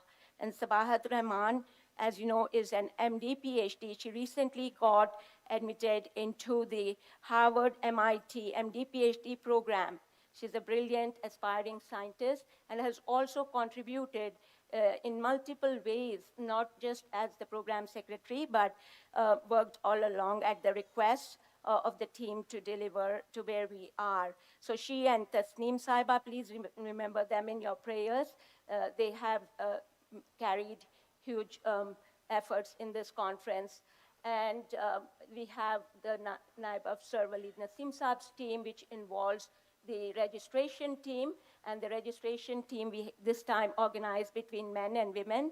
Dr. Quratul Ain Mansoura, AMMA member, leads that team. And mashallah, it was such a seamless registration process, both on the men's and the women's side. The men's side, the team was led by Talha Ahmed, and so both of the teams, and they in itself had sub-teams below them, and they are Tahmina Ahmed, Samar Rahman, Dr. Samar Ahmed, Ramin Khan, and Myra Ahmed under the women's registration team. And so they all worked diligently together, and the Nazim badges was Tahir Ahmed Sahib, as well as the outreach, the Nazim flyers was Sabiha Salma Saiba. And there was also the outreach team that has to work hand in hand with the registration. In fact, the outreach has to excel first before the registration to spread the word across. And the Nazim outreach this time was Dr. Zaid Safiullah, as well as you have seen all these links being posted on different social channels. And this is by Dr. Nair Khokar Sahib, and he's also made several promo advertisements of the event prior and even after, working through this day and delivering a great outreach effort. We then have the Naib Nazim outreach by Nail Bajwa, and Nazim outreach from Zujada Sheikh from the Lajna side. We also have the outreach and social media from Amna Ahmed and Sajila Ahmed Saiba, as well as the Nazim scholarships that was just highlighted by Mansura Bhatti Saiba, and the MSLM 26 treasurer is Sadaf Monam Saiba. She's MBA and is managing the financial aspects of this conference. Then we have I would like to give my special thanks to the AV team, respected Fahim Paul Saab and respected Asim Malik Saab, because they have driven such a strong leadership and have responded to every one of our requests, knowing how busy they are. We are deeply humbled and really acknowledge their efforts in the conference. Coming to Junaid Malik Sahib's team, Junaid Malik Sahib has played such a key role, not only as a local logistics person, but as I mentioned, all through the conference and chair, and coordinated with the Afsar Saab, as well as my humble self and Dr. Shanaz Saiba in multiple capacities, the entire event on logistics that was organized was based on him and his team, because they also reside in the area. And so is the organizational chart. And with that, I would also acknowledge our Afsar Sahib, Dr. Fizan Abdullah, for making sure operations, program, everything was running smoothly, and always coming up with suggestions at his end, which we would then wait out. Jazakallah. Asanul Jaza for your efforts. And so now, I, with a very humble heart, want to give my sincere gratitude, and I'm really very, very humbled because of the communications I've had with beloved Hazur, and I have no words to say on that. So, and even before Hazur, I've developed this communication with respected Amir Saab, which I've never foreseen this. I've worked in different capacities in the Jamaat, but I've never seen that, talking or communicating with the Amir directly on several aspects of the Jamaat, of the conference, was a key part of serving in this role. I was a lot hesitant, and then with Dr. Fizan's guidance and advice, I made it through, alhamdulillah, and I'm very more comfortable. I was also sharing with Amir Saab live some of the things at this point, so I really am acknowledging his and grateful for his guidance. I'm very grateful to our keynote speakers.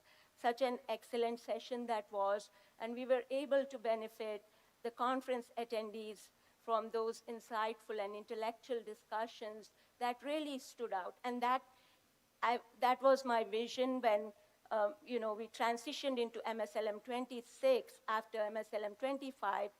One thought was we need to bring some empowering leaders who can lay out or elevate this conference to a different level.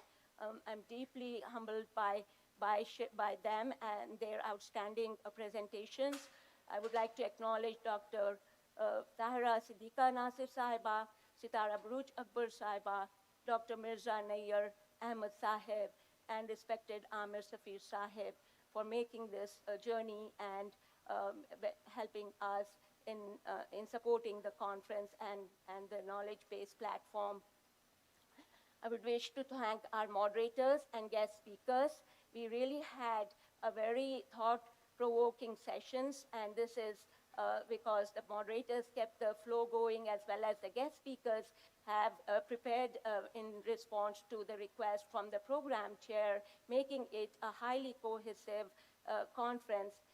And my special thanks are to the program brochure point person, Noor Jahan, and the program brochure that you hold in your hand was developed by her, and it really acknowledged the way that was more developed in sharing it today. and the student scholarships, Nazim Mazura Bhatti Saiba. I would like to thank the Holy Quran and Science Symposium co-chairs, Dr. Naseem Rahmatullah Sahib, for making time and chairing the conference here on the Holy Quran and Science Symposium Day, which was Saturday, along with the co-chair, Dr. Tahira Siddiqua Nasir Saiba. My special thanks are also to the missionary sahibs, Murabbi Rizwan Khan Sahib, who led the salat as well as delivered the tilawat and his presentation in the Holy Quran and Science session, and to Murabbi Diba Sahib for delivering the Juma Salat as Juma address and the Juma sermon, and the Maghrib Isha Salat on Friday. I would also like to thank our auxiliary leaders who are always supportive and were with us during this conference. First and foremost, respected Diyabakar Saiba, Sadr Lajna Maula, USA, Dr. Mansoor Qureshi Sahib, Sadr Ansarullah Ahmadiyya, and Murabbi Diba Sahib, MKA Sadr. And a special acknowledgement to the Marriott Hotel staff, Katrina Tavans and Marcella, who did the venue arrangement, and they took care of every request that we made for them, including things that happened in particular rooms, as well as whatever request came from our audience. And Rennie was in charge of the food, as well as John Wood at the front desk for his support to the teams as well. And so with that, I would also like to give acknowledgement of our outstanding MTA team led by Mahmood Umar Sahib, who was very diligent in prioritizing some of the interviews with the key folks yesterday. And even today, he's reached out to collaborate in the capacity that we like. So we are really grateful all these supports. And as I mentioned earlier, Fahim Paul Saab and Nasir Malik Saab for their support as well throughout the conference. With that, I wish you all the best. And before I take leave of you, I also want to mention that we have the closing remarks after this by Murabbi Rizwan Khan Sahib and dua. And after that, we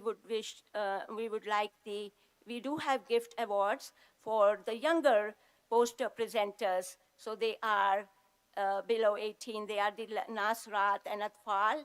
Very nice posters from them.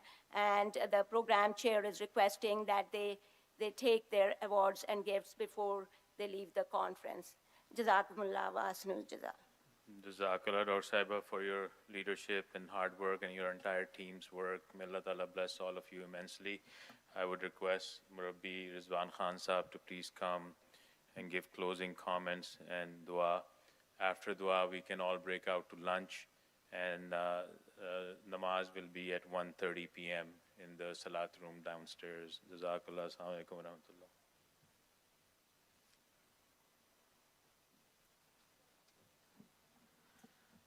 أشهد أن لا إله إلا الله وحده لا شريك له وأشهد أن محمدا عبده ورسوله أما بعد فأعوذ بالله من الشيطان الرجيم بسم الله الرحمن الرحيم. In Tafsir Sagir, Hazrat Muslim Maud Riziyallahu anhu defines Amilu Salihat, or good actions, as such amal jo kisi cheez ke mutabik ho, which is according to something.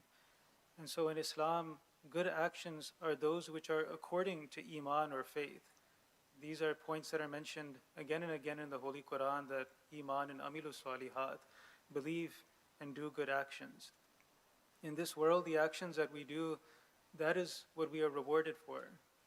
Many people accomplish great things in life, and their achievements are appreciated according to their actions. All of us are in different professions, and we achieve different levels of excellence.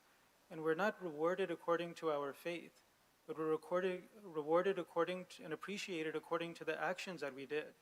Of course, our faith motivates our actions, but the actions that we do, to the degree that they align with the needs of the time and perhaps our luck and different factors, that defines how much a person is appreciated, how much a person is rewarded. And some people are rewarded much more than others. There are people in history whose names are remembered up until today, whereas others are completely forgotten, although their efforts may have been great as well. So the nature of our achievements is with our actions. And all of us are occupied in some work or the other.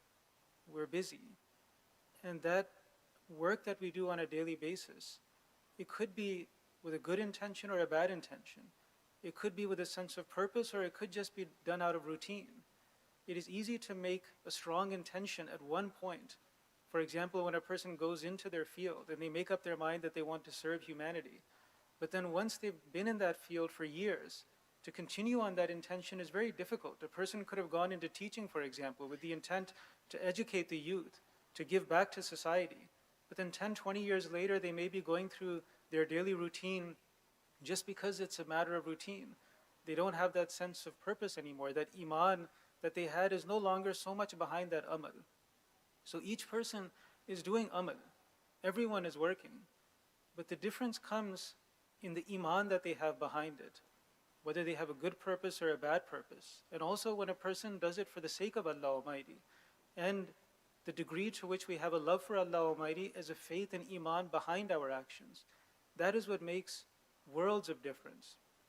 And when I say worlds of difference, I'm referring to a hadith of the Prophet ﷺ where he said that the stages of paradise, the difference between them is so great that it is like the difference between the heavens and the earth. Like I mentioned, the actions that we do, there is a huge difference in the appreciation that they receive in this world. But the faith that we have, there is an even bigger difference in the reward that two people can receive from Allah Almighty. We who are sitting here, we do work in our different fields, but we don't know what our status is in the sight of Allah Almighty. Although we are competitive, each person is competitive. They want to be first. They want to be the best.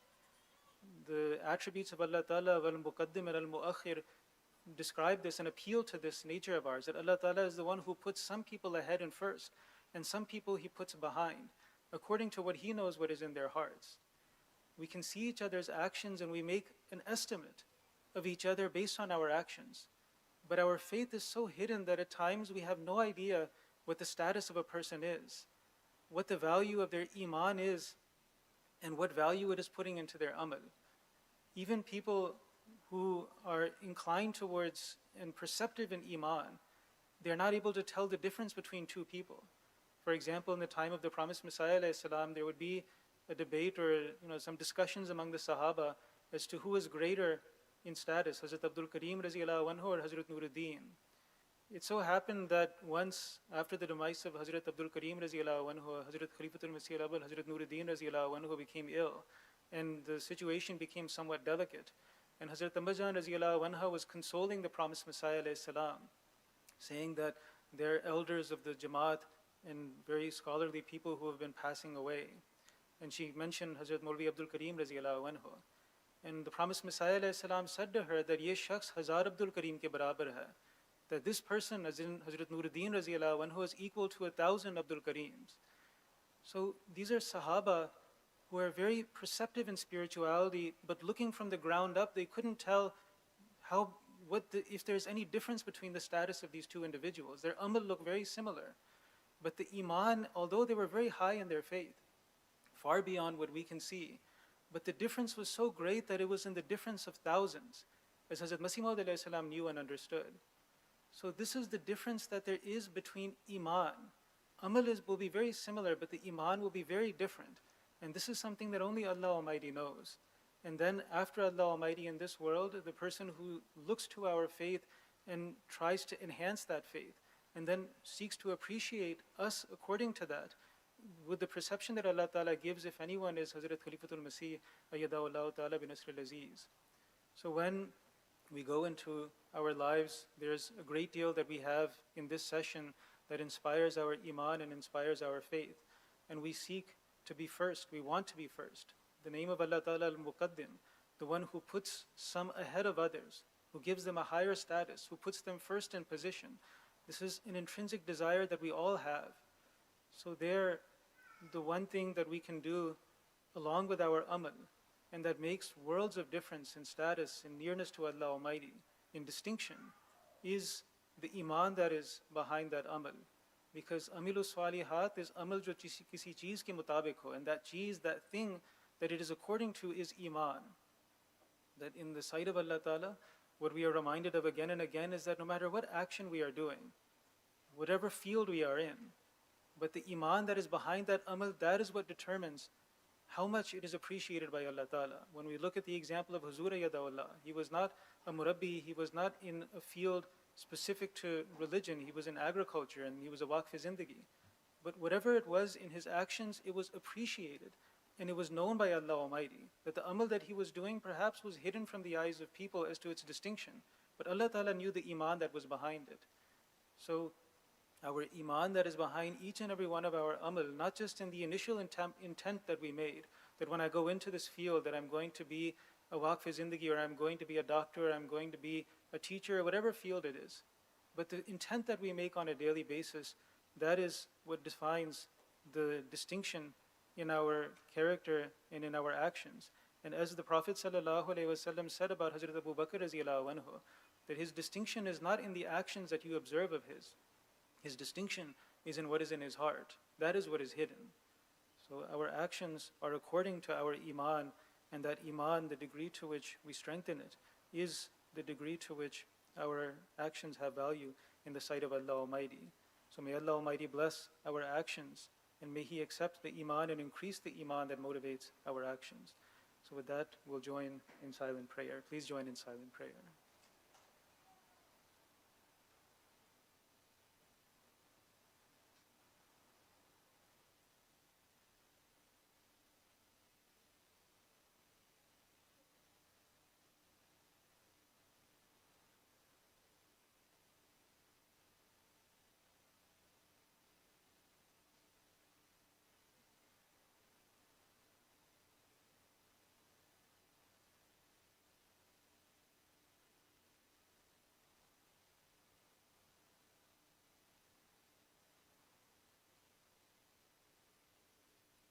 Ameen.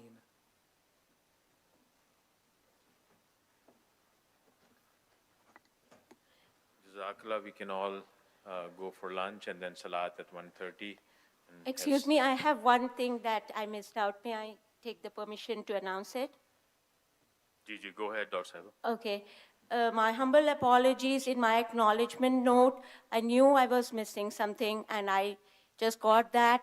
I'm deeply acknowledged with the efforts of Amure Tulaba, USA, MKA, and they played a very significant role in partnering to bring all the students that we have in the forum, and particularly the leader Wasim Sial Sahib and Munib Sharif Saab that led this initiative with the students that we received at the MSLM 26 conference. My humble apologies that they were not mentioned in my note earlier. May Allah Ta'ala bless your efforts abundantly. Jazakallah. Assalamu alaikum.